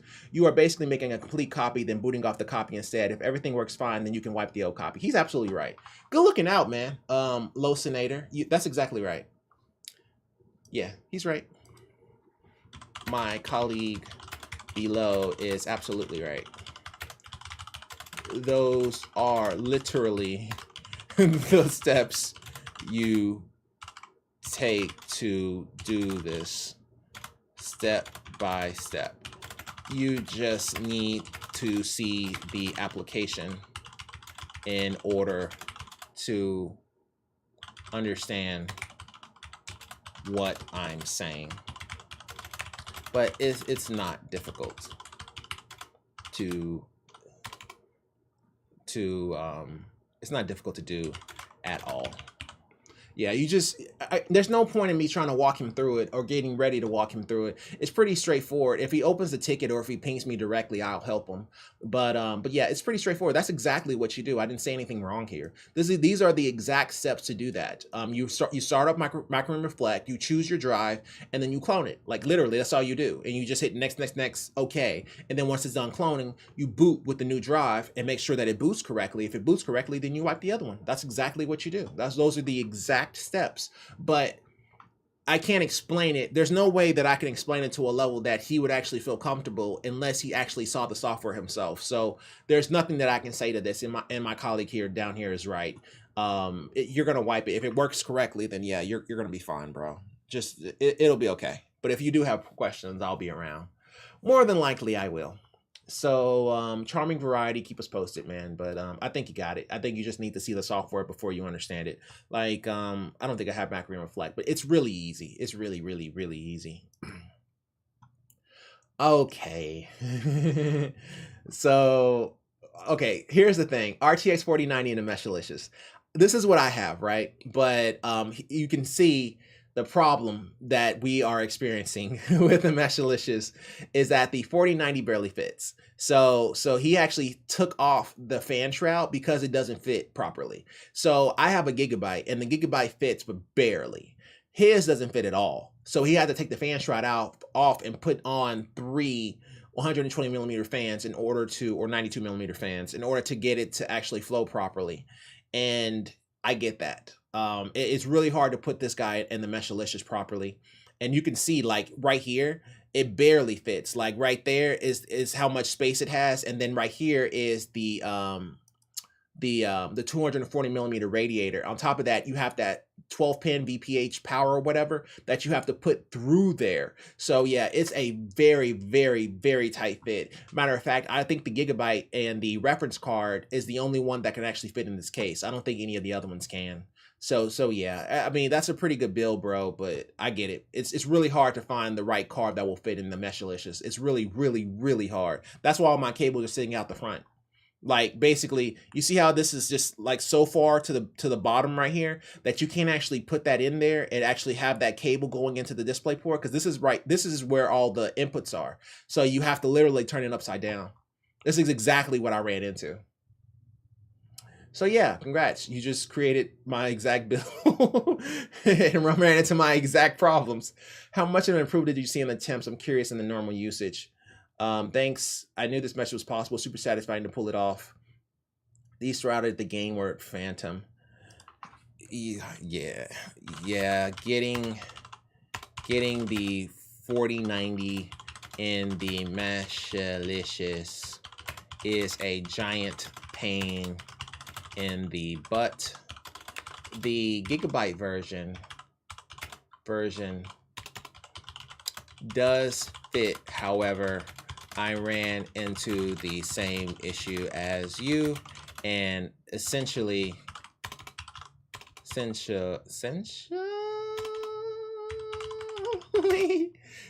I had to flip it upside down and put the inputs at the top as they stuck out the bottom of the case.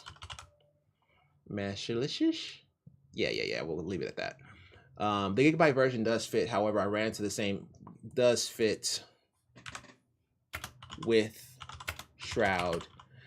However, I ran into the same issue as you, and essentially I had to flip it upside down and put the inputs at the top as they stuck out the bottom of the case. Great temps, though.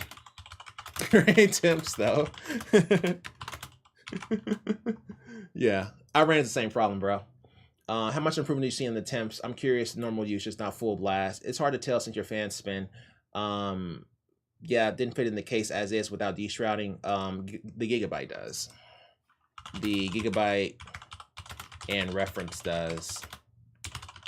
The other models do not. Yeah. Only the Gigabyte and the reference do. Some of the other, I mean, granted, I have never tried the other ones, but I went into it knowing that the Gigabyte was the smallest one outside of the reference. I knew it going in that the Gigabyte was one of the smallest cards aside from the reference. So because of that, I already know that the other ones won't fit because the Gigabyte barely fits. I mean, like, I can show you. So if we do photo and we flip it, okay, cool. So let me see, camera, okay, there we go, and right around there. Okay, maybe you can't see it, never mind. So basically it takes up that entire side, and it's kind of a pain, but it does fit, and on top of that, it's sitting right on that shroud, so it gets all kinds of cool air. So here's a little recessed. Mine isn't recessed at all. Mine is literally almost up against that fan shroud, so it gets all kinds of cool air. So it's very, very, very good on temperatures. So that's the only reason why I keep it there, and I haven't actually replaced the case, because it fits, and I'm okay with turning it upside down because I don't need the ports. But yeah, you run into this. This is exactly what happens. But at the same time, this is one of the only ITX cases that can actually fit a 4090. So it is what it is. But yeah, thank you for showing me my issue without having to take out my, without having to pull out my computer and then switch into the 3090. But yeah, that's exactly my problem. Alrighty, so let me turn this fan on here. Oh, I'm out of tea. No. Okay, let me move this out the way. Let me do this here. Let me do this here. Do this here. That's not right. I feel like that's not right. Oh, okay, there we go. Alrighty, so this is from come on, man. Is this roll call? Jesus Christ. Jaquan, are you here? That's not even Jaquan. Okay, I'm not. Jaw writes, line appearing on monitor screen when scrolling / watching videos. Hi. When I scroll, watch YouTube videos, etc., there is a line that almost flickers near the middle of the screen. Running all the way across the monitor is super distracting, and I wonder if there were any fixes available. The line is transparent, but seems to hold a part of the screen for a split second. Anytime something is moving, any tips appreciated. Yeah, I would try to swap out the cable as well as try different inputs to see if that resolves the issue. Yeah, that's what I would go with it. You know, try the different inputs, try different cables, see if it resolves, and just let us know. There's not a whole lot more you can really say about that. Sure, you can say, okay, yeah, maybe a monitor issue, but there's no point in jumping to conclusions here. Let them swap out the cable inputs and stuff like that, because it's such a minor, like if it's just that one line and it appears to come in and go away, then it's better just to go ahead and swap out cables and try different inputs and just kind of go from there. All right, Jaw, keep us oh, man, I'm really struggling with these names. Keep us posted. All right, that was the easy one. All right, so this is from Firebolt 1171. Firebolt writes, desktop won't boot after crash? Recently, I was playing Tetris in Tarkov and was chatting on Google Duo with my fiance, and my computer crashed, just frozen screen and a ticking noise in my headphones. Since it wasn't responding and Control-Alt-Delete wouldn't do anything the same as the power button, I flicked the power supply switch off and on. Now when I try to turn it on, it gives me the fans and motherboard RGB, and the fans are running, also lights on my keyboard and mouse, but no display. Any suggestions would help a lot, thanks. So he has a 9700K and an RTX 3070 Tough with G-Skill 32 gigs of RAM. Well, it sounds like your PC may be booting, but your screen just isn't displaying a picture. Wow. What happens if you try different inputs or a different cable? Does it show a picture then?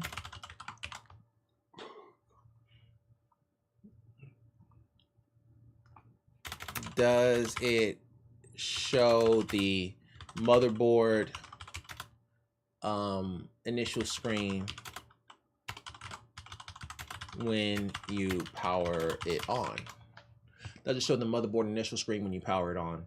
Yeah, just I don't want to go too far into it, but yeah, the try different inputs, same situation. What happens if you try different inputs or different cables? Same as that previous case. And then does it show a picture then? Does it show the motherboard initial screen when you power it on? Yeah, I think that his computer may actually be on. He just doesn't know it. So yeah, and it sounds like he only had that one monitor. So yeah, keep us posted, bro. But yeah, you're gonna have to do a few things before we can actually understand exactly what's going on. All right, Firebolt, man. I hope we can get that guy up pretty soon for you. Alrighty, so who's next? All right, cool. So this is Stein 3586. Stein writes, bad CPU temps, 90 degrees Celsius on a PC build with an AIO. Jesus Christ. I have purchased an AIO that was on okay. It's not a Jesus Christ if it's a Ryzen, the new ones. I purchased an AIO that was on sale, Master Liquid 280 millimeter, Cooler Master. Yeah, I know that one. To cool my i7 13700 KF, no overclock. I mean, that's a hot processor. I followed all the instructions and guides, and I think I did a good job, but the temps are disappointing.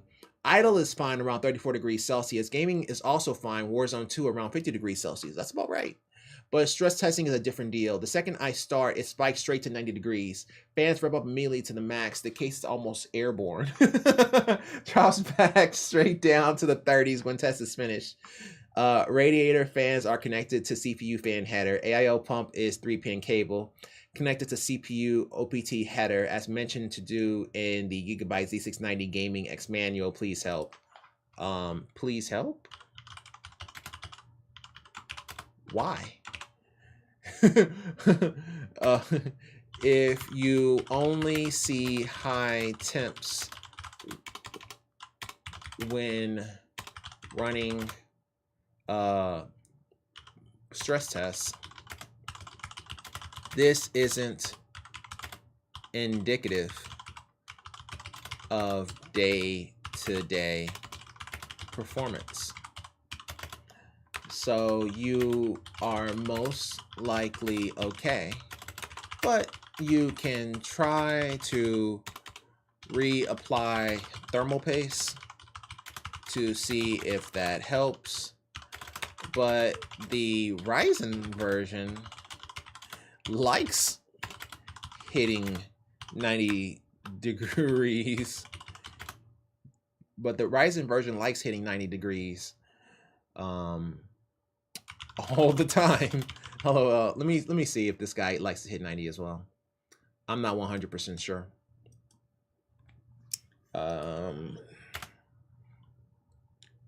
Max temps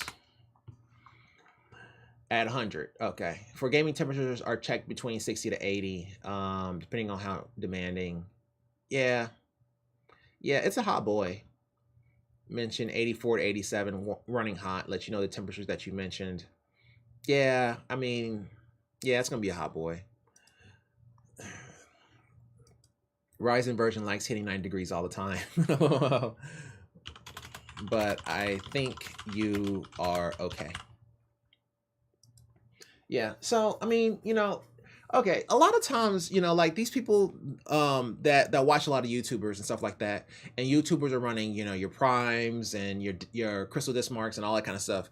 Those things are not indicative of real world performance. Like if you say, okay, yeah, I ran Prime 95 and my temperature is 90 degrees. Well, how often are you going to stress the CPU to 100% on every single core? It almost never happens, right? Generally, you may go 50%, 60%, but that's pretty much it. You're not going to stress the CPU to the point where it's actually going to hit those temps anyway. On top of that, 90 isn't bad for these type of processors, the newer ones. So I mean, it's not great, but it's not horrible because they can go up to 100. Or 96 really. So yeah, it's not the worst thing in the world. And on top of that, you're doing 50 in gaming, and if you try to do any type of productivity, I would think that you'll probably go to 60 or so. So I just don't think that you have a problem here, and I think you're turning it into nothing. I just don't think that you are having too big of a deal. The AIO pump is a 3-pin cable connected to a CPU option header, as mentioned in the Gigabyte. Yeah, I think you're fine, bro. I think you're just overreacting. You're not going to ever run it at that temperature. It's just that Prime 95 is making it hit 90, but I mean, it is what it is. I'm not too worried about it. All right, man. Stein, I hope that helps, but I think you're okay, bro. I remember him. Okay, this is Elon Musk, man. He has a legion. I remember that. And oh yeah, okay. His keyboard is randomly dying with only one weird solution. Okay, in the last few months, the keyboard sometimes didn't work. Can even change profiles. Not a single key works. No num lock, no caps locks. First 3 times it resolved after save booting Windows. Since today, nothing worked after even resetting didn't do a thing. Believe it or not, the single thing that works is making sure my battery is completely drained, and after that, plugging it back in. So yeah, we were saying that he may have a short.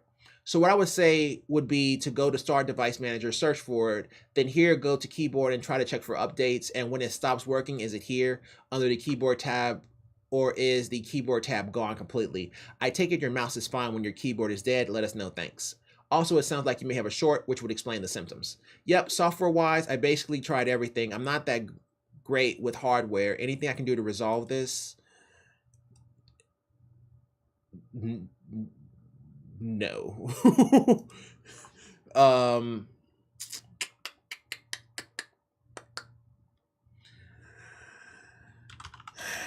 No,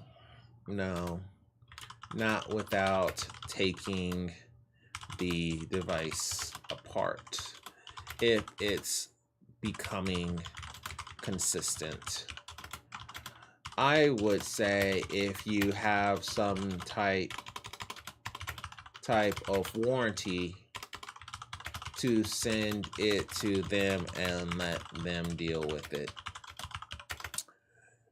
Keyboard, like, it's keyboard, man. It'd be one thing if it's a peripheral. It's keyboard, man. If your keyboard is going in and out, there's not anything anyone can do on a laptop.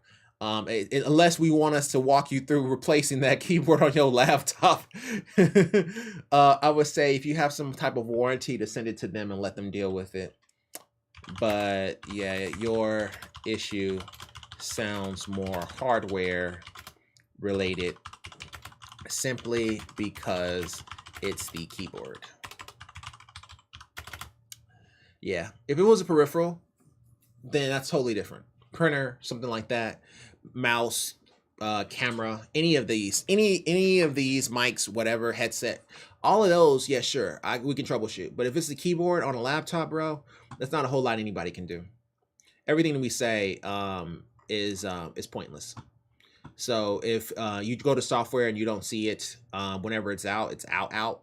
There's nothing anybody can do. Your motherboard isn't detecting the keyboard sometimes, so it means more than likely you have a short, which means that more than likely you have to push in the little plastic little thing into the actual slot for the keyboard, but you can't do that without actually undoing it, which nobody's about to teach you how to do that. It's much better just to take it to a repair shop and let them take care of it. Ooh, Ghost S1. I like S1 builds. I always thought the Ghost S1 was kind of long, but I get why it's kind of long. But yeah, this is really nice. I always like that keyboard. Like, everybody goes with this little short keyboard. I have a short keyboard too, but it's nothing like this. It's like a different color, and on top of that, it's wired, which drives me crazy. But I always wanted a wireless keyboard without the numpad so that you can travel with it. But that mouse is old. Oh no, it's an older mouse. It doesn't match too well. But okay, whatever. I like the arm too, and the 34-inch, the Dell. That's really nice. Ooh, Ghost S1 with the Noctua and the Corsair. It looks like a Corsair. Ooh, 3060, 3070, somewhere in that area. Oh no, that's both facing. That's a 3060. Yeah, 3060 Ti. Wow. I have a problem, man. I can just look at stuff and just know. That's okay. Okay, so Ghost S1, he has a 5600X CPU cooler with a Noctua. Yeah. Wow. That's sad. That I can just look at it and know. The 36 Ti, the founders, right? 28 gigs, and then Jesus Christ. There are no manufacturer names, and I told you everything about it. I said Noctua, the Noctua CPU heatsink. I said the Corsair. Just from knowing that what the fan looks like and what the power supply looks like, I already knew what it was. And then because of both of the fans on the front, it has to be the 3060. That's sad. That's sad that I could just look at it and know. Uh, now, it would have been crazy if I actually knew what kind of storage he has without even looking at the motherboard and automatically knowing, like, oh, no, you got a NVMe 1 TB. At that point, I'm psychic. But yeah, I mean, the Ghost S1 is pretty good. I like the case. I always thought it was kind of long, and I couldn't really think of any kind of backpack to put it in, but it's still a pretty sweet rig. Congrats to you, sir. That is a nice little setup. And you get a lot of desk space off of that. That's really nice. All right, let's go ahead and go to our next person here. So that was from the United Kingdom. Woo, Lord. Okay, okay. Let me get ready. All right. Whew, okay. Well, that escalated. Right. Dual graphics card problem may be related to streaming. Hi all, I wanted to pick the brains of some of the graphics card experts here. It's not an issue that I continue to experience and never able to get resolution on. Not sure if I should buy new cards or not. I have a used Asus Zephyrus G502DU gaming computer for the last several years. It has dual graphics cards in the system, an AMD Radeon RX Vega 10 card, and an NVIDIA GTX 660 Ti. Why? With Max Q design card, so this computer should have plenty of juice for all I needed to do. Not really, because you have a Radeon and a GTX. I mean, it's not the worst thing in the world, but man, that's a little iffy. The only games I play are StarCraft and Age of Empires 2, and also I play poker. However, with StarCraft and Age of Empires, I have been getting continued frame rate drops where it goes from near 60 to 3 or 2 or even 1. This will last for a couple of minutes until it spikes back up to normal, and then sometimes it continues ever so often. Additionally, there is one poker application that I cannot play, as when I go to start it, I get load library error. It is not my internet connection. I have an Ethernet fiber connection and get 800 megabits per second down and 200 megabits per second up. Well, okay, throw it in everybody's face, why don't you? But that's not real fiber though. Generally, fiber has the same down as it does up. So for you to have 800 down and only 200 up is kind of interesting. That usually isn't indicative of fiber, but your up is really high. So whatever. I'll let it go. It is not a driver issue. I have uninstalled and reinstalled the graphics driver a couple of times. The drivers are up to date. Also worked with ASUS tech support, cost money. They uninstalled and reinstalled the graphics card and found no issues. This is why I exist. This is why I want to do this. Because of situations like this, where you contact the tech support and they do exactly what I would have told you to do, and I do it for free. So that's the main reason why I do this. It is not a computer battery issue, as I have had that replace a new one with a new one. However, my laptop works with a display through a Target docking station. What? Okay. Docking station. Maybe he has a laptop with a GPU. Interesting, I'm able to play poker app without getting a low library error when it's not connected to the docking station.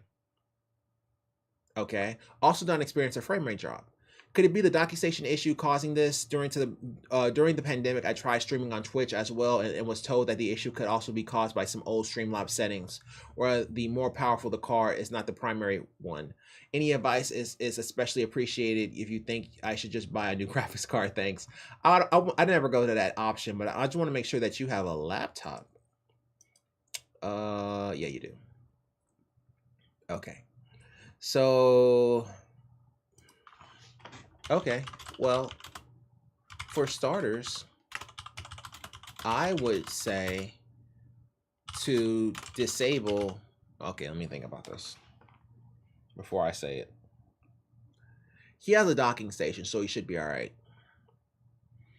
To disable the AMD card and just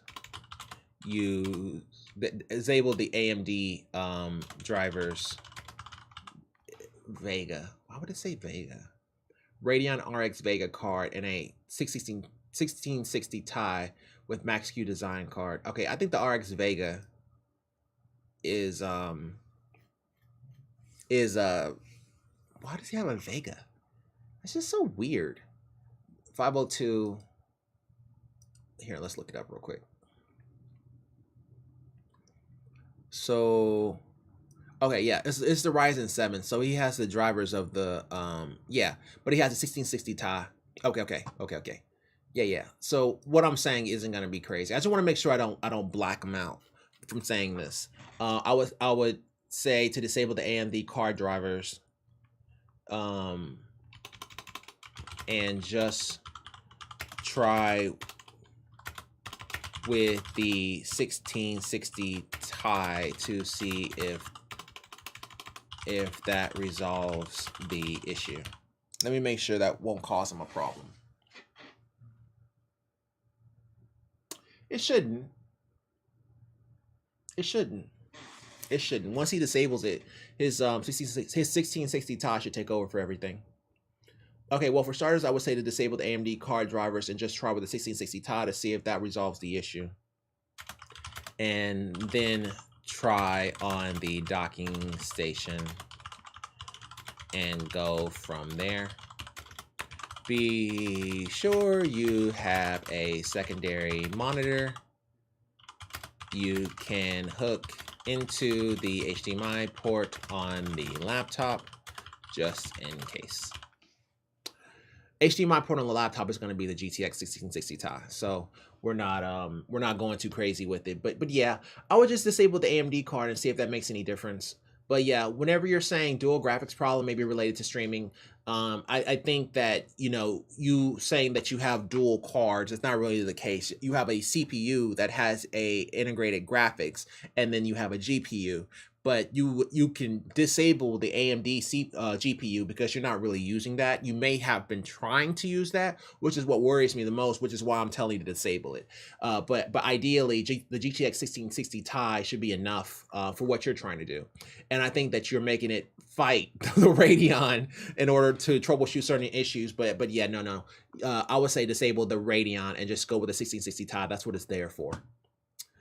All right, well, that escalated 15. I hope that helps. But yeah, you would just go with disabling the Radeon and see if that resolves your issue. Alrighty. Nice laptop, though. All right, let's go ahead and go to the next one here. Alrighty, so this is from, let's see. All right, this is from Significant Mind 8434. Significant Mind writes, PC isn't starting up correctly. When I turn on my PC from being asleep, it turns on but had no display. Okay. Sometimes doesn't turn on at all, and unplugging USBs and pressing power button again usually turns it on, but sometimes I even have to unplug the Ethernet. But once I hold the power button to turn it back off because I have no display, and turn it on, it works just fine. Only seems to happen when it's asleep. Yeah, this is power settings. Start, battery, power options, start. Okay, I need to just write this down so I don't have to keep doing it. Edit power plan. There we go. Start, edit power plan.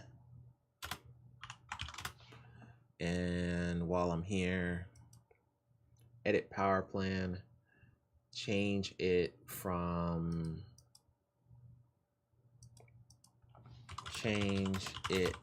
balance to high performance, and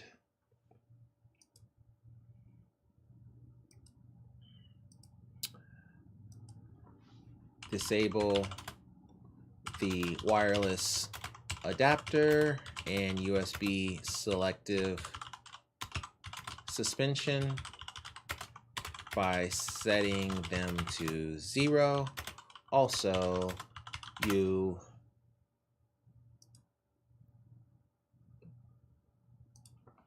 can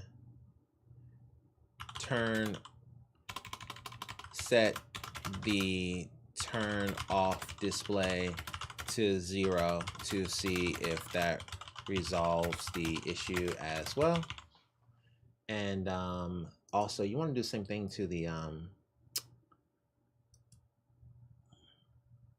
it's gonna automatically switch to performance once you do that. If you go to high performance, it's gonna automatically put the adapter. I'm looking at it. I'm sorry. It's gonna automatically put the adapter to the highest setting. So I think we'll be okay on that. Yeah. AMD has a Ryzen balance and a Ryzen high performance. I didn't know that. I may need to change that. But in any event, also you can set the turn off display to 0 to see if that resolves the issue as well. Plus, if you want, you can just turn off sleep while you're there too. Okay, yeah, just go to your power settings and then just get those set up properly, or just change it to max performance and then turn off sleep and you won't have that problem anymore. All right, significant mind, I hope that helps. That one's pretty quick. A lot of people have that issue with the power. And now I do too. So I need to fix that. Jesus Christ. Congratulations to you, sir. You are doing well in life. This is from Wilford. My dual PC system running triple 65-inch 4K monitors, motion sim rig. Jesus Christ. That is sick. Look at that, bro. Like, good Lord.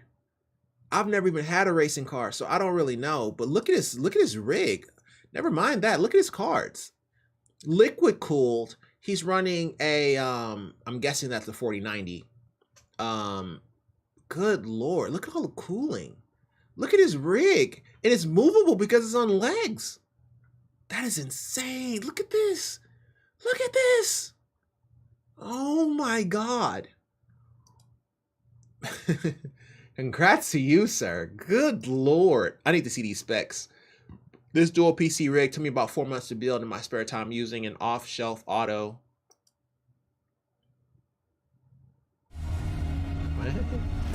Ultimate Man Cave Reel. Oh, he has a whole fucking Hello guys, welcome to YouTube channel. Okay, this MVP of this channel is your wife for letting you take over the dining room before things really took off. 100% believed in you and your dreams. That's pretty sweet, man. That is pretty sweet. So he has a whole YouTube video. This is for their YouTube channel, not exactly a personal build, because YouTube automatically means going overboard, as if there aren't folk hid away from the masses with similarly crazy setups. Not that crazy. Dude, I got a laptop on a barracks desk, I feel you. How much did that cost? The entire setup with the sim rig is well over 100K AUD, not including all the wheels, but a lot of it is made up of stuff we've been sent for our review content. All in, we've probably spent over 50K, I'd say. It's a business investment though. We use it to produce content. Nobody needs a setup like this outside of content production. It does make for some cool videos though. I knew it was boosted media when I saw the monitors. Hey, yeah, it's boosted. Like that's crazy, man. Congratulations. What kind of stuff do you do? Oh, so he does a lot of race car driving. Okay, cool. Congrats, sir. I'm happy for you. Nice rig. And close that out, and close that out. Pro rig, bro. Alrighty. Okay, salted grapefruit. I think we worked this issue before. So he has a Wi-Fi issue with Wi-Fi extender is worse. Please help me figure it out if I need a hotspot or not. So basically he has some issues with his Wi-Fi, and he had a Wi-Fi extender, but it wasn't doing all that well. And I say, so let's say it like this. Power line adapter would be the better option for you most likely. So with your Wi-Fi, you can change the channel if you're getting interference from things like Nest or other Wi-Fi devices by changing the channel settings from 7 to 11 or vice versa. Thank you. Why would you say power line adapter will be the better option? We'll definitely look into option 2. Because you said your Wi-Fi sucks total. That's why. And Wi-Fi extender is worse. I work remotely. It drops my calls because you said your Wi-Fi was weak, meaning more than likely there is a good amount of interference in the home. Going power line would give you better latency for your work calls as opposed to Wi-Fi in that home. That's why.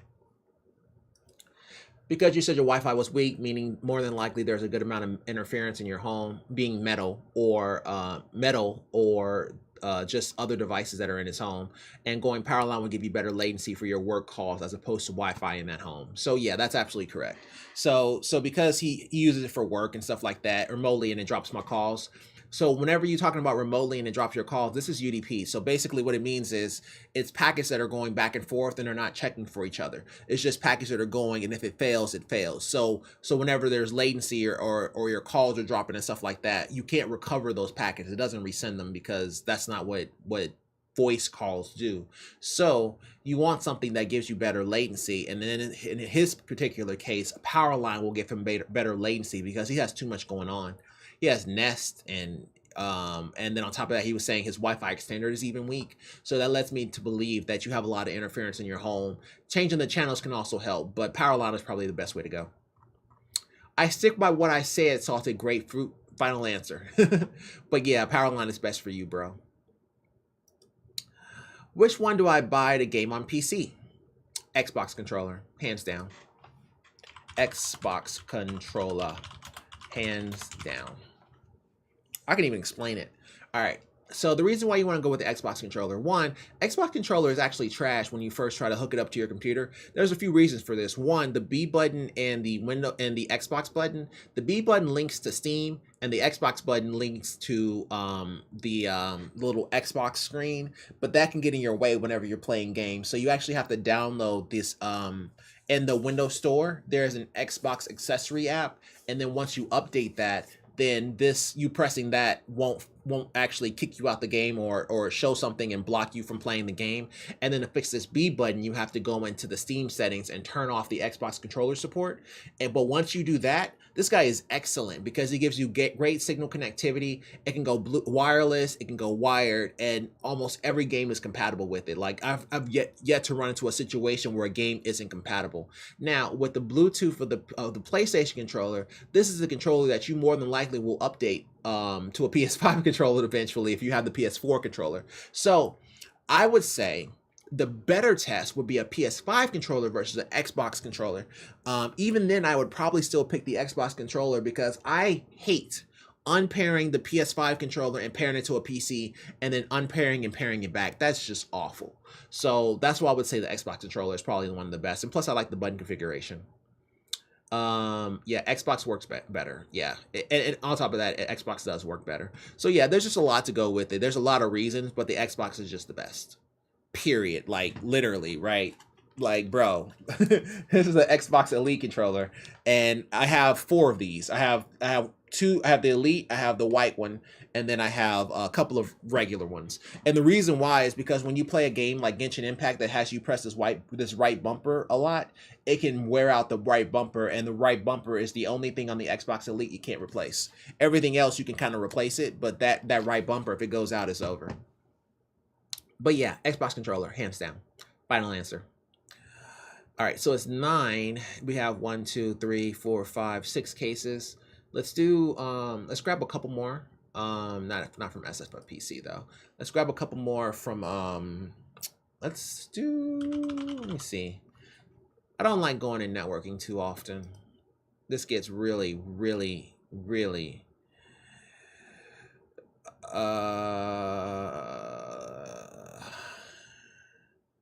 the traffic as it hits my fire. One part will be setting up a site-to-site connection with a vendor. I leave project coming up. You know what? Why not? Okay, site-to-site VPN with similar subnets on each end. I have a project coming up to configure a new edge firewall to handle some third-party vendor services. One part of this will be setting up a site-to-site connection with a vendor. What would happen if both sides have the same subnets for interesting traffic? Site A advertises 10.10.24 and the same for site B.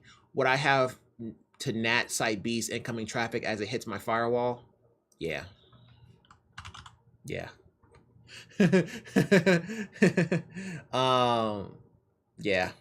Yeah. More than likely, you would have to NAT it to something else. All right, I'll explain it. We can make sure everybody else spaces between both inputs will cause a forwarding problem. If they're the same network, the local route will take precedence over the tunnel. The solution is to translate the traffic before it's forwarded. Right. So yeah, we're all on the same page. All right, cool. So this is the reason why. So, all right. So something went wrong. Man, mark my comment. There we go. So yeah. So with this here, and you have a site-to-site VPN tunnel, which basically means that you have a tunnel from one side to the other, right? So it's tunnel A to tunnel B, and you create a tunnel between them, basically. So essentially, what it's actually doing is it's taking that public IP address, the one that gets from your internet service provider or commercial or whatever, and it creates a tunnel with another site that also has a public IP address. And once they have that tunnel, interesting traffic is the traffic that goes along the tunnel. Okay. So, for example, whenever you look up what your IP address is, it's not your public. It's actually 192.168.0.1 through 254, right? So basically you would set your interesting traffic to be that 192 traffic. So it'll go across the tunnel to the other side. Now, what if the other side also has a subnet that says 192.168.0. whatever? So if that's the case, you have to NAT it to something different. Otherwise, it will take precedence in your network and it will try to route it to different locations. So you have to NAT it to something different because the other side also uses that subnet as well. That's what it is. So a lot of times when you have companies that have site-to-site VPN tunnels between each other, the other sites, nobody uses the same subnets, just so you don't have to deal with NAT, because NAT can be a pain and it can cause issues in your environment. So you see this a lot with hospitals. So with hospitals, and they have multiple hospitals, particularly like your Baylors and stuff like that, they'll have VPN tunnels set up between the hospitals so they can send images from one site to the other, or images from one site to the server site. So when you have that and you have all those VPN tunnels set up, every single site has different subnets that do not match the subnets of the site that they're sending to. So that way you don't have to deal with NAT, because the last thing you want to do is have to clear NAT every single time there's an issue. You don't want that. It's a huge pain in the butt. So it's better to have, if you have a site to site with vendors that you're going to keep that tunnel up. So if you have a contract with them, or if you're going to keep that tunnel up 24/7, then you want to make sure that their subnet is different from yours, especially if you own that company. Now, if you don't own that company, then you're going to have to NAT, and it is what it is. But most of the time when people have a site to site tunnel that's set up for a long time, they own that other side. So like it may be a second business or something like that. So that happens every now and then. Okay, Hotel Rwanda beef, but I think all these my colleagues here may have actually said the same thing. Yeah, nat. Okay, cool. We'll leave it alone. Nat, they're all absolutely right, but I'm not about to get into it too much, because we start going super commercial, and I don't want to go that far. All right, so where were we? Can I reset it though? Okay, obviously I haven't done that. Okay. You should need to reset it. Shouldn't need to reset it. Just change to whatever it needs to be. Okay, yeah, this is Obama. All right, so this is from Obama. 1, 2, 3, 4, 5. Okay, yeah, we're in the right spot. So this is from Obama, and he has a Samsung LED 55, how to reset network settings. Okay, cool. Give me 1 second. All right. All right, how do I do that? I can only find tutorials on older versions. How to reset the network settings. Network setting, you shouldn't need to reset it. Just change to whatever it needs to be. More than likely, you should be able to go to settings, general network, and choose whatever Wi-Fi connection you want to move it to from there. Is it preventing you from doing so? Can I reset it though? You can restore the TV to factory default settings, thus resetting it. I mean, I don't really know what you want me to say here, but yeah, you can reset it that way and set it back to default settings, thus resetting it, and call it a day. So yeah, I mean, I don't know exactly what you're wanting here, but you should be able to swap the Wi-Fi. You shouldn't need to reset it, but I'm not about to sit here and fight you over it. I don't even have that TV, bro. Like, I'm just comfortable with network settings on TVs, but yeah, there's no point. If you want to really reset it, then I'm not about to fight you for it. Just change it to factory reset, and that'll usually change it. There's usually not a reset for the network settings itself, though. All right, Abamala, I hope that helps. Alrighty, so this is from Inferno Boy underscore 23. Can't download anything on the Microsoft Store. Whenever I try and download anything, it just says starting download, but it never moves. I've tried resetting the Microsoft Store and stuff, but nothing works. Doesn't anyone know how to fix this? Well, your first problem is trying to download anything from the Microsoft Store. Like, why? LOL. Oh boy, I joke, I kid. In all seriousness, whenever I try to download anything, it's just starting to download, but it never moves. In all seriousness, more than likely, this is a block by firewall. I would try to turn off my Windows firewall and Defender to see if that resolves the issue. Also, if you have an antivirus, disable it temporarily to see if that helps as well. We can go, you can say DNS, and I wouldn't disagree with you, but DNS will manifest itself in a couple of different ways outside of just the Microsoft Store. And the fact that he only says the Microsoft Store makes me think firewall over DNS. So DNS is like 12%, but firewalls is like 80. So, and then everything that's left is just any other issue. So that's the reason why I wouldn't go DNS here. But DNS is a good option. I wouldn't be mad if somebody said, hey, so how would you troubleshoot this issue? Would you use DNS? I mean, I wouldn't be upset. I'd be like, no, I would probably go firewall in this particular situation, but DNS, it will be the next option. Okay. So yeah, that's what I would go with on that. Inferno Boy, I hope that helps. Let's see where we at 9. Yeah. Running out of things to talk about. Well, not really things to talk about. Ooh, I'm not about to do that. I'm not about to do Captive Portal. We going too far. Let me get back to tech support where it's safe. I'm not trying to go too cray. Tech support / tech support. Come on. What? r / tech support. All right. If I know which of their users connected to what site exactly. Actually, I want this. Okay, well, maybe we'll do a couple of networkings, even though there's a bunch of people that have already replied to some of these. Oh, that's 0. All right. And the Samsung B450 subwoofer. I'll take it. I'll take it. Why not? I'll take it. Why not? Wait, first I'm trying to download anything from Microsoft. I'm like, why? All right, so this is from Intelligent Panda. All right. Alrighty. Intelligent Panda writes, got a new graphics card, worked when I first put it in, but after taking it out and putting it back in, it doesn't work. Please help. I like when people say help and they do like HALP and be like, help. Hi, so I got a new graphics card, an NVIDIA Quadro K1200. Okay, interesting. From Amazon, and long story short, when I first put it in, it worked fine and everything, but I took it out and checked something and all of a sudden it seems to not be working. For instance, I have it in the computer right now, and when I plugged the monitor into it, it does nothing, but if I plug the monitor onto the onboard Intel HD, whatever card, it works fine. That's impossible. What that means a lot. That right there tells you a whole lot. Okay, so here's the thing. If you have Intel integrated graphics and you have a graphics card, whenever you plug in the graphics card, the integrated graphics disables.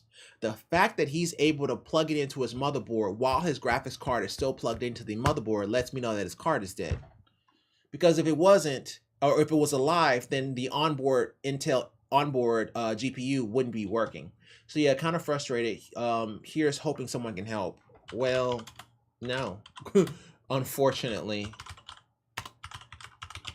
See, here's the thing. The integrated graphics only comes on when there is no graphics card present. You just said that when you had the card in, it would not show a picture, but when you plugged it into the motherboard, it did. This means the motherboard did not detect the GPU at all.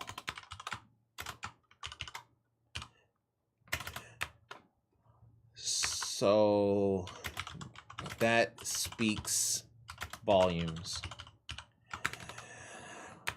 Now you can try to plug it into another PCIe port on the motherboard to see if that resolves the issue. But if the integrated graphics works again, then it still doesn't detect the card, unfortunately. Yeah. He said all he needed to say. This one sentence told us everything that we needed to know right here. For instance, I have it in the computer right now, and when I plugged in the monitor and it does nothing, but if I plug in the monitor into the onboard Intel HD whatever card, it works fine. That tells you everything you need to know. The integrated graphics do not trigger when you have a graphics card plugged in. His integrated graphics should show nothing. They should actually turn off. So the fact that it's on really kind of speaks volumes that it doesn't detect the card. So because of that, and we know that going in, all we can really tell him is to try to reseat or try a different PCIe slot, but it sounds like his card may be going out or dead or not detected at all. All are bad, so it's whatever. But yeah, unfortunately, Intelligent Panda, I appreciate the information. You told us pretty much what we needed to know, but that's a bad omen. That's bad juju. See, well, no, unfortunately, see, here's the thing. The integrated graphics only comes on when there's no graphics card present. You just said that when you had the card in, it would not show a picture, but when you plugged it into the motherboard, it did. This means the motherboard did not detect the GPU at all. So that speaks volumes. Now you can try to unplug it into another PCIe port on the motherboard to see if that resolves the issue. But if the integrated graphics works again, then it still doesn't detect the card, unfortunately. Yeah, I'll go with that, bro. I'm sorry, Intelligent man. But that right there told us everything we needed to know. Ooh. All right, so SFA PC Mod Pocket, external GPU, AMD Radeon RX 6400, and an RTX NVIDIA 2000. I love this card. This card, so in this rig here, the person who makes these, he created a rig with the A2000. The A2000, for those of you who aren't aware, the A2000 is equivalent to an RTX 3060 if you deal with the cooling. So it's actually a one slot card, but it's actually a one slot card that can actually go all the way to a RTX 3060 if you actually power it right, or if you cool it with water, it can hit the speeds of an RTX 3060 in a case like this, which is super tiny. So that's what's so good about that card. You can turn it into a one slot card. He did a mod for an external GPU with a 6400 and an RTX A2000. That's actually really nice. Really nice. Look at that. And then he has the ports at the top. On top of that, it looks like he almost has a power plug for them, which is even more interesting. Source, small form factor news, pocket eGPU, small and compact GPU. I have no idea what this is, but it looks awesome. It's an external GPU that connects to usually a laptop or NUCs that don't have a good onboard GPU to boost performance. Look at me, I'm the GPU now. Actually, that's really sweet. So basically, they're external GPUs, but it's external GPUs using power. That's actually extremely a good idea. That's nice. In other words, what that can do is that you can essentially have your entire build in this guy and then have one of these to go with you and just travel with it. That way you'll have integrated graphics and it be portable with either the RTX A2000, which is equivalent to approximately a 3060 or RX 6400, which is really sweet. That is actually, you know what? How do I bookmark this? That's pretty sweet, bro. Let me just grab that and put that in my notes, because that is clean and I would not mind something like that. That's actually nice. I'm glad I looked at that. That's pretty sweet. I wanted an A2000. Yeah, A2000s are really hard to come by too. they're super hard to find because a lot of people use them for small ITX builds, particularly in that case. There was a YouTube video of him making a whole build with the A2000 in that little small form factor case, which is pretty sweet. Awesome SFF mod. Yeah, that's pretty sweet, bro. If you can do a 3070 like that, that would be even better. Okay, cool. Cool.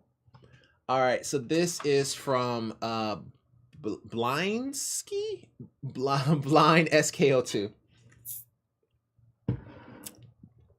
Okay, Blind SKO2 writes, let me check something real quick here. SKO2 writes, Dell PC 24-pin is greater than 6-pin PSU adapter. Upgrading the failed PSU and went with a non-Dell small form factor PSU with a 24-pin and a 6-pin adapter. Okay, for the main motherboard. This was decided as many people who have used the adapter have zero issues with the Dell main board, doesn't have any abnormal voltage inputs. Problem is the power on pin is looped to a grounding pin, which appears to be on all the Dell adapters. This is causing the PC PSUs to stay on at all times.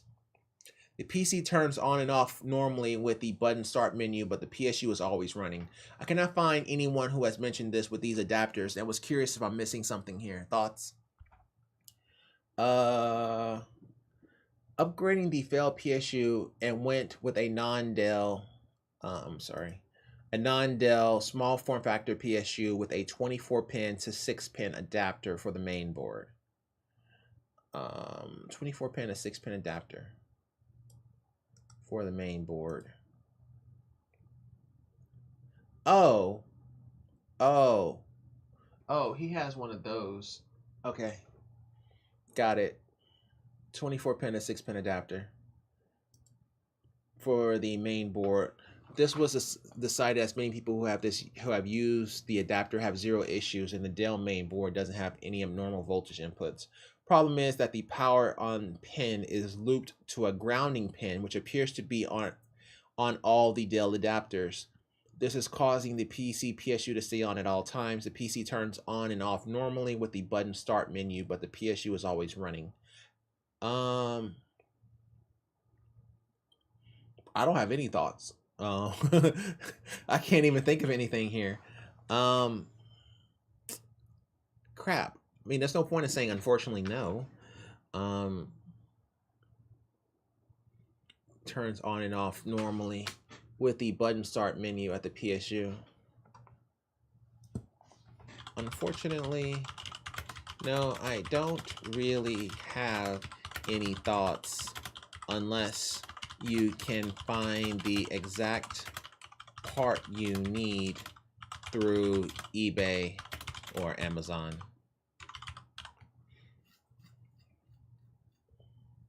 Zero issues, and the Dell mainboard doesn't have any abnormal voltages. Who have used the adapter have zero issues. Unfortunately, no, I don't have any thoughts unless you can find the exact parts you need through eBay or Amazon. Yeah, I'll just leave it at that. Yeah, with that one there, I can't really say for sure. There's no way for me to know. I don't even know what Dell PC you have. So yeah, I'm sorry, I can't really be super helpful on this one. This one's that's really hardcore, bro. You would have to, yeah, I'd have to have the Dell in order to actually get an idea of what he's referring to, or if he has some pictures or something like that. But either way, I don't think there's anything that anybody can do outside of you just trying to find the exact part that you need. So yeah, I'll leave it alone. I'm not going to ask for pictures or anything. There's no point. There's not a whole lot you can do there. Alrighty, last one of this paragraph, and then we'll go back to the beginning. So this is that Xiaomi Note 10 Lite. We were talking about the phone doesn't work after my brother was playing a game on it and the phone ran out of battery. I've tried the volume down power button method. It doesn't work. Of course, I've tried charging the phone. What else should I try? Please help me. I'm desperate. Okay, question. When you plug it into power, did the screen pop up indicating that it was charging? Also, with this phone, can you hook it up to a PC to see if it's detected? If it detects it, it's possible you have a dead screen and you muted the volume so you didn't know it. Connecting to the phone PC does nothing. Connecting the phone to a PC does nothing. Well, it's possible the phone may be dead. unfortunately, well, what did everybody else say? Charger cable, nothing. Yeah. I don't even know why I looked. I already knew it was dead. I was just trying to make sure if anybody else had any better ideas. I don't have any. Connecting the phone to PC does nothing. Well, it's possible the phone may be dead, unfortunately. Sorry about that, bro. But if it's not detected anywhere, with multiple inputs and by other devices, then it's just dead. Then it's just dead. Yeah, see, here's the thing. Even if, let's say it was a bad battery, okay? Him plugging into his computer would actually have turned it on, even with a dead battery. And the fact that it doesn't turn it on when he plugs it into his PC makes me think that it's not even a dead battery. I think his phone is just dead. And by other devices, then it's just dead. Yeah, unfortunately, bro, I'm sorry, but your phone died. That's harsh, but it is what it is, unfortunately, on that one. You kind of gave us all we needed to know. Your phone is just dead at that point. Okay, so this is from internal EQ external. I try not to get too much into these VPN issues, but this may be easy. So well, plus there's 97 comments, so I'm guessing somebody has already figured it out. Does the VPN provider know which of their users connected to what website exactly? A VPN provider? So if user A goes to a VPN and then goes to a website Y, does the VPN provider know that specifically a user A went to a specific Y? Yes. Yes. And yes. He would. This is because the tunnel is set up from the provider to the server, which means you trust the VPN provider. Thus, he is essentially playing man in the middle to your traffic. So he is decrypting. Well, he may not be decrypting it, but he may be aware of it. That's essentially playing man in the middle to your traffic. Yes, yes. The only VPN I trust. Yes, yes, yes, yes, yes, yes. There are VPNs who have court-proven records, and there are others. Yeah, so you don't necessarily have to play VPN or have to play man in the middle to that. So, okay, when you are a host and you are trying to connect to a site that provides a VPN service, okay, what's happening is you go to that site and you choose one of their servers, right? And that server will mask your source IP address so that the destination doesn't see your source IP address. Instead, it sees the VPN company, right? But in order for this to happen, and you actually get that information, the source has to trust the VPN company and the destination has to trust the VPN company, which means that it has the certificates of both. You have to trust it based on some type of application that they both have. And because of the application, they trust each other. So you have this application and now you trust it because of the application. And then the server trusts it because it's the one that's initiating the connection to the server. So now all you have to do at that point is send that information from the VPN location. So it has that information. Now that information is encrypted, but because it's already playing man in the middle, it's not hard for it to get that information. It may have to do some decryption in order to get that information depending on where you go, because some sites have renegotiation with their tunnels. So it's a possibility that you may have a little bit of difficulty decrypting that traffic, but yes, more than likely they know exactly where you go. They don't even have to decrypt the traffic in order to figure out where you go, because it's all going to be in the header. Even if it's decrypted, the actual beginning parts that form that tunnel is going to tell you where you went to go, because the VPN is actually going to that location. So it already knows the destination IP address that you're trying to go to, because it's the one that's initiating the conversation on your behalf. So yes, it knows. I'm not about to type all that. I'm just gonna go with what I wrote. Thus essentially playing man in the middle to your traffic. So yeah, it knows. It knows, bro. but everybody knows that because 100 people said the exact same thing.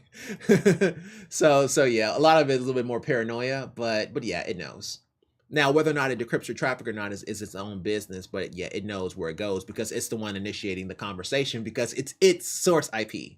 It's not your source IP, it's his, the VPN service provider. Alrighty, this is from Mia. What time is it? 9:12. Okay, we're doing pretty good on time.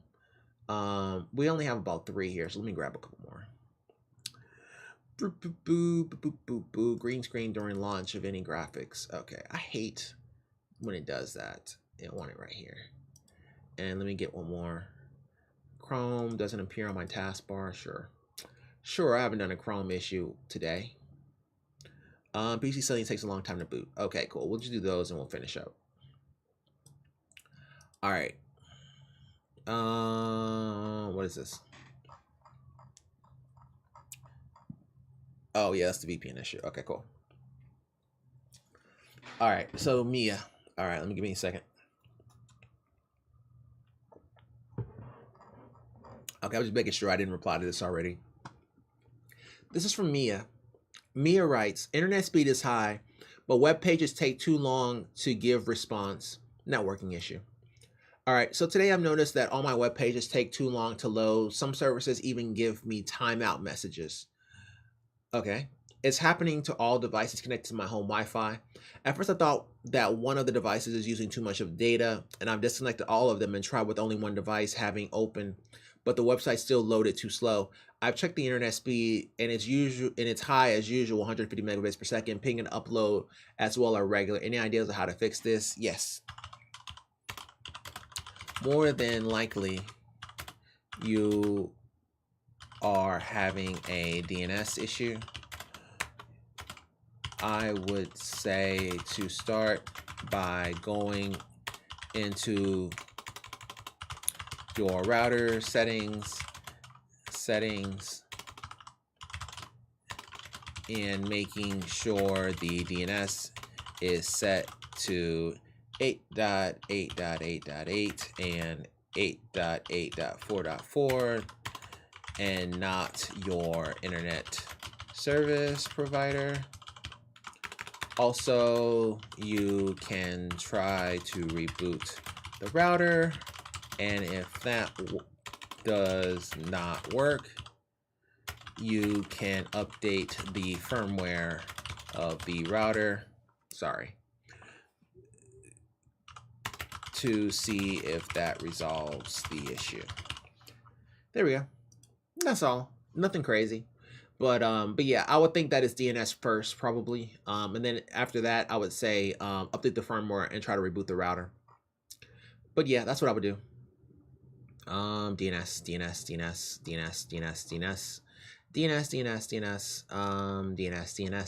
Okay, cool. Everybody says DNS. I agree. I 100% agree. I agree. It's probably DNS. All right, let's go ahead and go to the next one here. This is from Joshi0212. Joshi0212 writes, would my CPU get damaged from this? It spikes to 106 degrees Celsius in Minecraft. Jesus Christ. Hey guys, I recently got Minecraft and I decided to turn on RTX performance is good around 60 to 80 FPS, but the problem is my CPU temps, GPU temps are expected around 80 degrees Celsius and I'm on my laptop, but the CPU temps average near 90. Okay, this is my thing with laptops, and this is probably why I kind of go back and forth between them, even though I made a video about the Blade. I don't like them. They get too hot. I don't like that. Even though some of them are okay being at 90 degrees Celsius, I don't like it because it's too hot. It's like boiling. You can't put it on your laptop or your lap or something flat. You have to always have it elevated. But in any event, but the CPU temps are averaging near 80 degrees Celsius, but for a second or two, it spikes to 100 degrees Celsius, sometimes reaching 106. Is this normal for RTX Minecraft? And would my CPU get damaged from a short second temps like that? Yeah, that's pretty hot, bro. I would say to keep the laptop elevated or to get it a what is it called? A fan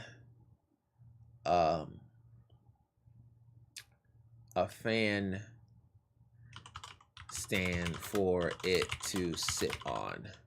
that will blow air towards the bottom fan to keep the CPU cool. Yeah, that's pretty hot, bro. I would say to keep the laptop elevated or to get a fan stand for it to sit it on that will blow air towards the bottom fan to keep the CPU cool. But yeah, that's... Oh, I already said that. Is there anything else I want to say to him? You can go...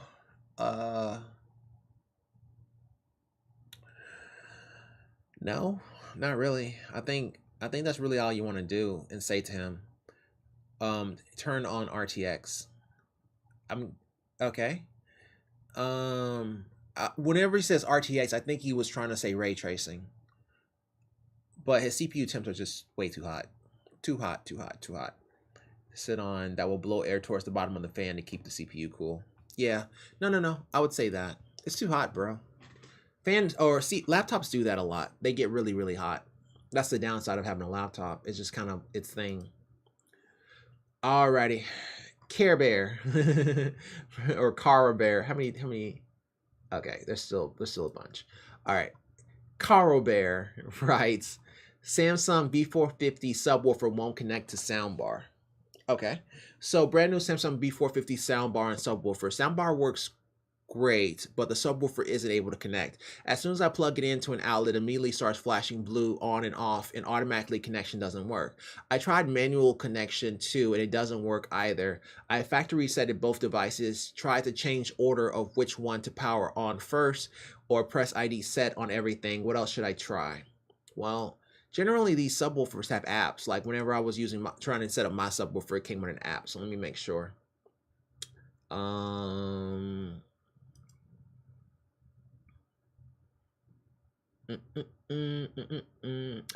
it's an all-in-one kind of thing.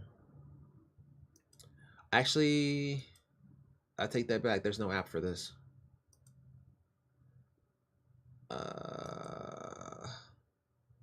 It's wireless.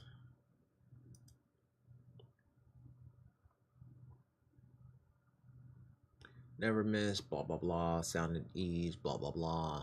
The science of sound, blah, blah, blah. Support, product support. User manual, blah, blah, blah. What is AnyNet? Installing the wall mount. No. What I want to see is subwoofer setup. Using wireless Bluetooth connection. It comes with a subwoofer over guide. How to set up your Samsung soundbar and subwoofer. Control your Samsung. Connect. How to make your Samsung soundbar turn on automatically. Update the firmware. Upgrade the file. Okay, so you can update the firmware. Okay, we'll go with that. Okay, so you can try to update the firmware of the soundbar to see if that helps. See this document here.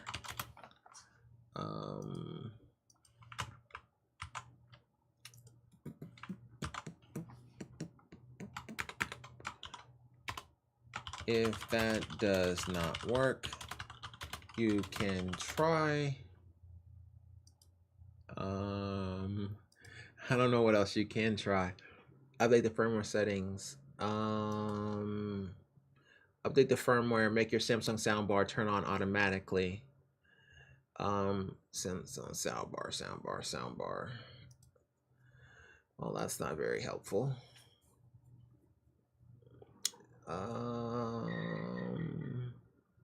For subwoofer. Maybe this will get me there. No. If you're happy with the technologies, configure, whatever. I just want to see, bro, how to troubleshoot issues when connecting your Samsung soundbar to TV via Wi-Fi. There may also be an app. So no more. You can try to see if there is an app that can detect the subwoofer for Samsung. I'll go with that. There's usually an app that you can switch to that will also help you as well when it comes to these subwoofer soundbar kind of setups, but I'm not 100% sure. And this guy is being difficult, and I'm not about to sit here and fight you for it. So I'll just go with this and just give him the link to that site so he can set it up and try to update the firmware. Typically, if they're not syncing properly, then more than likely there's a firmware compatibility difference between the soundbar and the subwoofer, so it's not actually trying to connect to each other. All right, Care Bear, I hope that helps. Alrighty, how many more do we have on this one? Okay, that's a 0, so obviously. Okay. Okay, so we got about 3. Yeah, that's fine. We're getting close to the time anyway. Okay, so this is from Boss Grape 55. Boss Grape writes, PC suddenly takes a long time to boot up. Okay, let me get ready.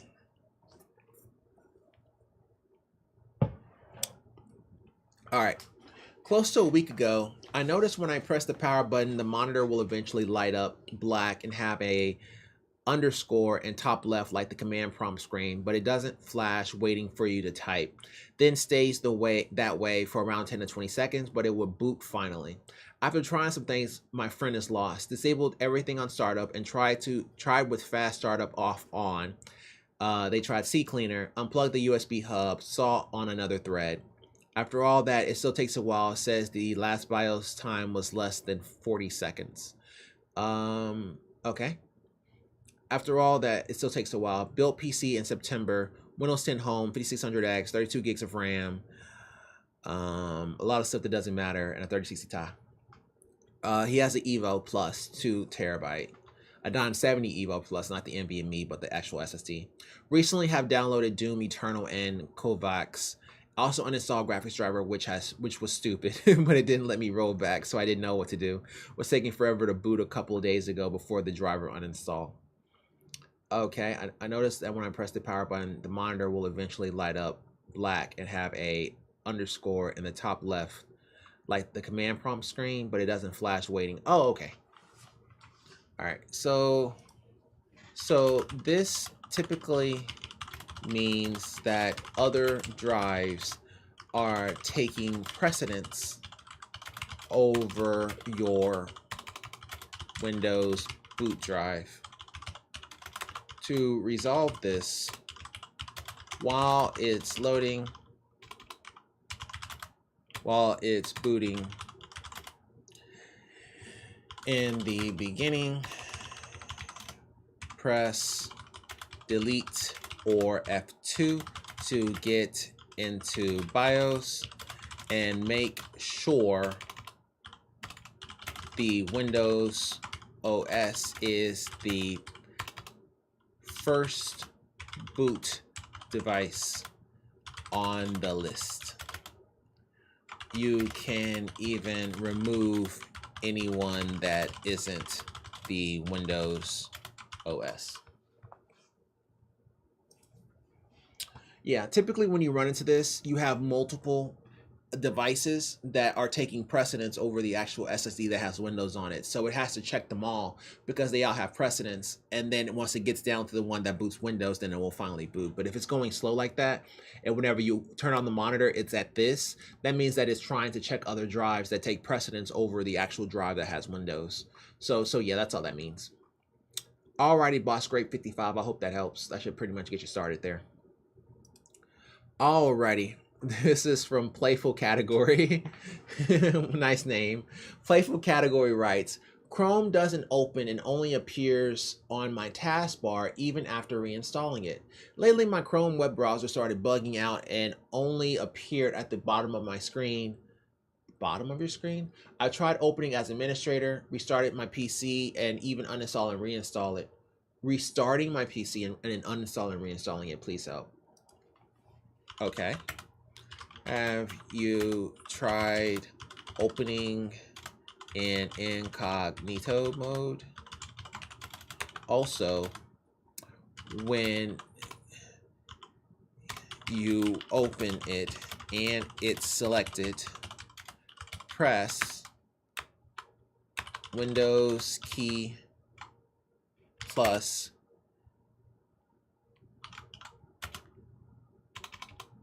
direction arrows right or left. More than likely, it's on just on a monitor that no longer exists and needs to be moved to a new monitor for you to see it.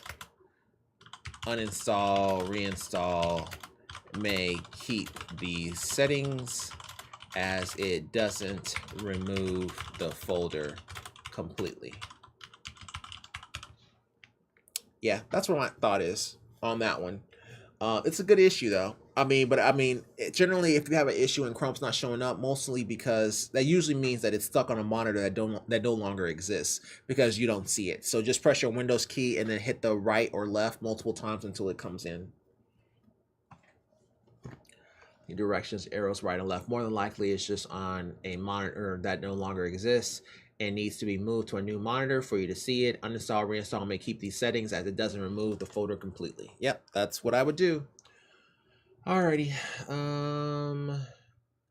Okay, we only have what, one more? Alright, so let's grab a Mac issue. Okay, we'll do the Mac issue. We'll do these two. I don't want to do a zipping folder. It's kind of okay. This looks SFP plus port on a switch. What is an independent SFP plus port on a switch? No, I'm not about to do that. I don't want to go too far into networking. We've gone very far into networking, and I don't want to keep doing it. Before 50 underscore person and green screen. Okay, so this is from Clash and Siege. Clash and Siege writes, green screen during launch of any graphics demanding game. My GPU is the ASRock Radeon 6700 XT. Should I just replace my card? Trying installing drivers and all that, but nothing has changed. I'm just lost. When I launch any game, my GPU spikes to 100, then my PC screen goes black and brings me to my Windows L lock screen.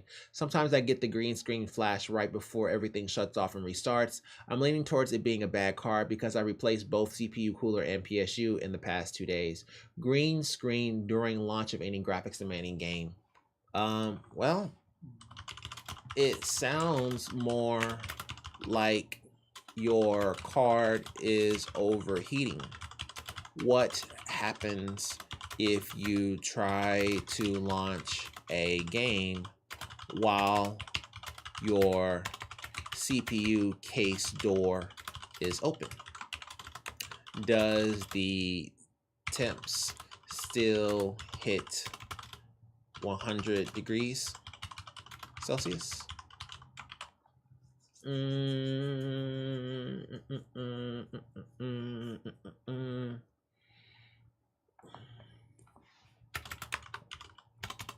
Everything else is just symptoms. I don't think, I wonder if doctors actually have problems pronouncing the word symptoms, like spelling it. Everything else is just symptoms of a hot card. That's the kind of stuff I think about. I was like, okay, do I know how to spell? Or is it, that word is hard for everybody? Okay, yeah, that's what I would do for this one. It sounds like a hot card. Everything that you mentioned are things that will happen if the card overheats. All of it. So yeah, I think your card is just hot, bro. I think you should open your case and see if that resolves your issue, or at least lowers your temps, and then take it from there. You may not have a bad card, you just have a hot one. Okay, that was the VPN issue, so that's gonna be a no. So let's go ahead and roll back.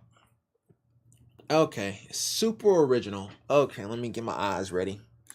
Starting to get late. Okay. Super Original writes, Mac OS, how to delete partition or files within a partition, Macintosh HD Datos. Hello, majority of my SSD is being used by cache data, which you're unable to delete using standard means. I've taken every approach, which has now led me to look through terminal commands. Does anyone know how to inspect the partition disk 3S1 or delete it entirely? See link below.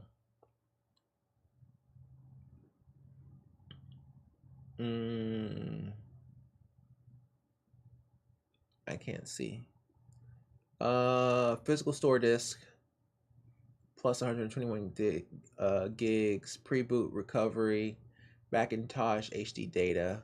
But the one that's using the most storage is the HD data OS is 84, and then AFS container scheme, physical store disk OS 2. Okay, let's compare this.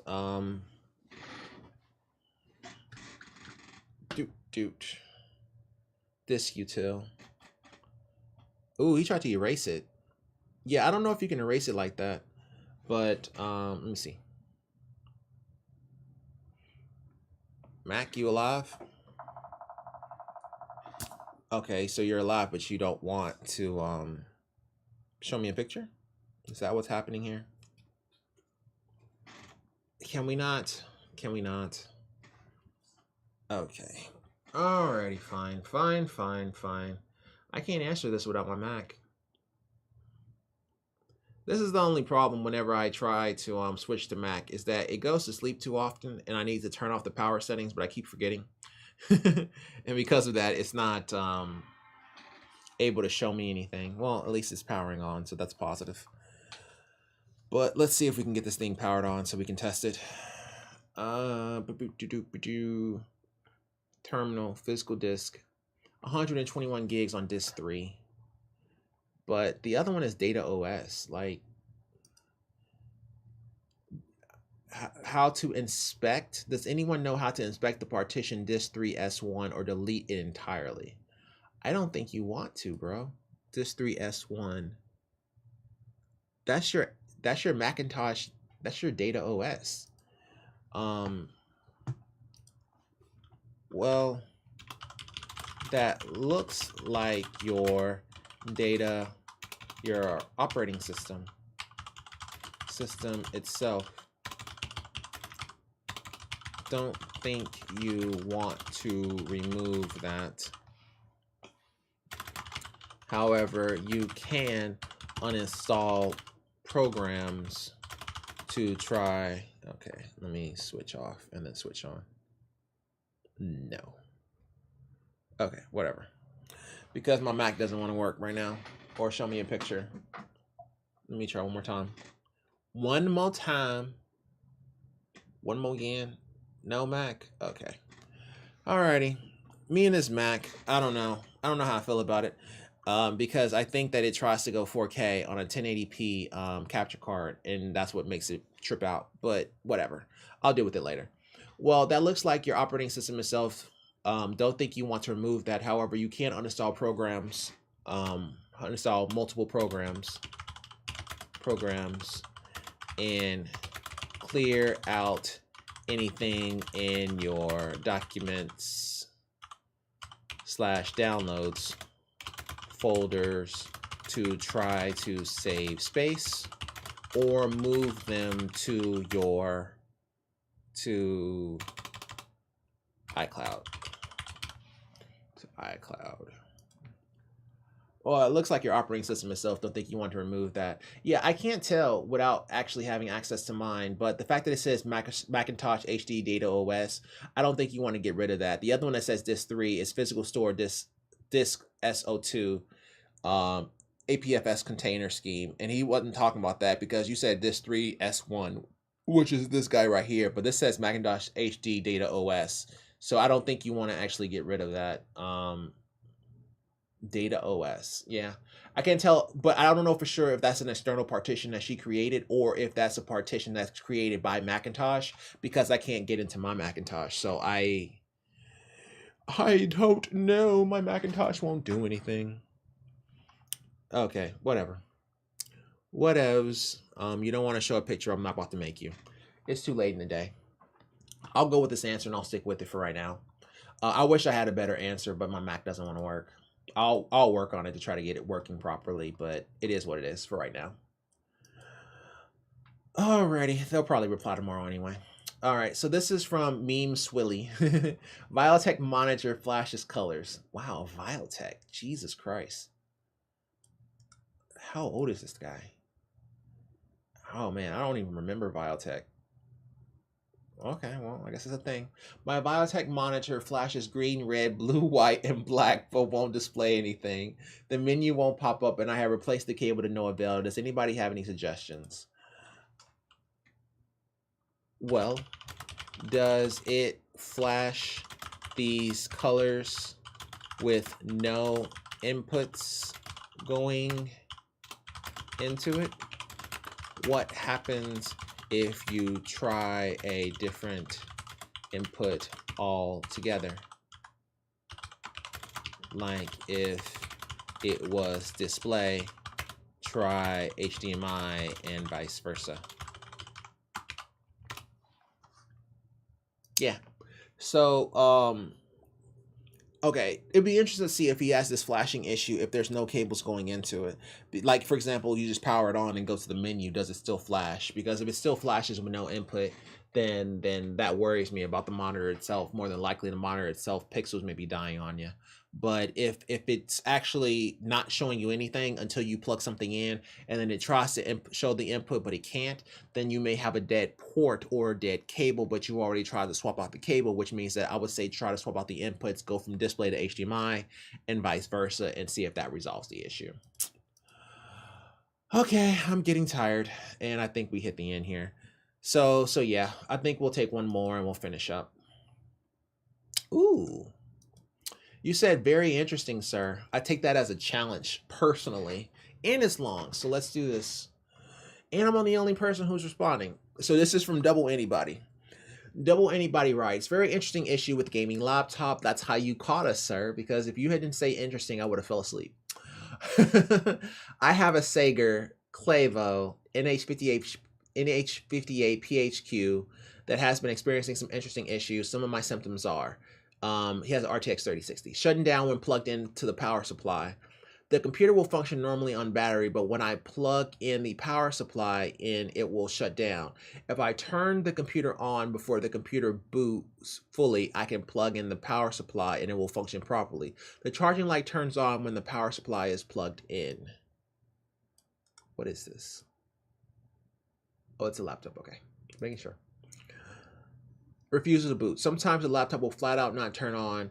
I usually just wait a day or two and I can power it on again. If I plug the power supply into the laptop while it's refusing to boot, the charging light comes on. Will boot after fully taking apart. The most interesting part about this computer, without fail, every time I fully disassemble the laptop, strip it down to just the motherboard, the laptop will power on after. I've tested if this is a result of resetting the CMOS, and it is not. Other things I've noted, the power switch seems to be working fine, though I will replace it if I can find the part. The power connector on the motherboard displays 19.5 volts as it should, so I've ruled that out. Jesus Christ. I've looked at the board while it was powered on with a thermal camera and noticed two uncooled components get hot up to 87 degrees Celsius while idling. I will be attaching heat sinks to those components. I believe it is an issue with the charging IC chip. Please let me know what you think. Jesus Christ. No, bro, you got it. It's all you. If you can take apart an entire laptop, well,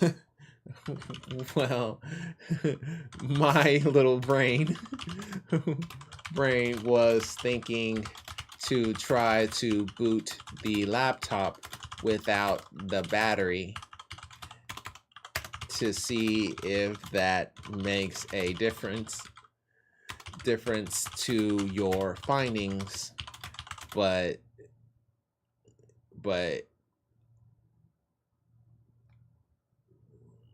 you are on a different level entirely, bro. Entirely, bro. Congrats. I don't know what to say. He's popping off the chain, man. He's in here. I used to do this too. I used to have a job where I would travel the world, the state of Texas or whatever, and I would actually fix panoramic machines and panoramic machines at dental offices, the one that spin around you and take pictures of your teeth. Those guys have to have very specific voltages, and so I would have meters that would test individual voltages and make sure that they're at certain levels, and then readjust if they're not and stuff like that. So I've run into that situation, but I've never done it on a laptop, bro. So you're way ahead of where I am. I don't take apart laptops too often. Well, my little brain was thinking to try to boot the laptop without the battery to see if that makes a difference to your findings, but you're on a different level entirely, bro. Yeah, I'll go with that. Because I was thinking that maybe if you tried it without the battery, maybe if it changes something, because I think the battery may have some dirty power or the battery may be not working properly.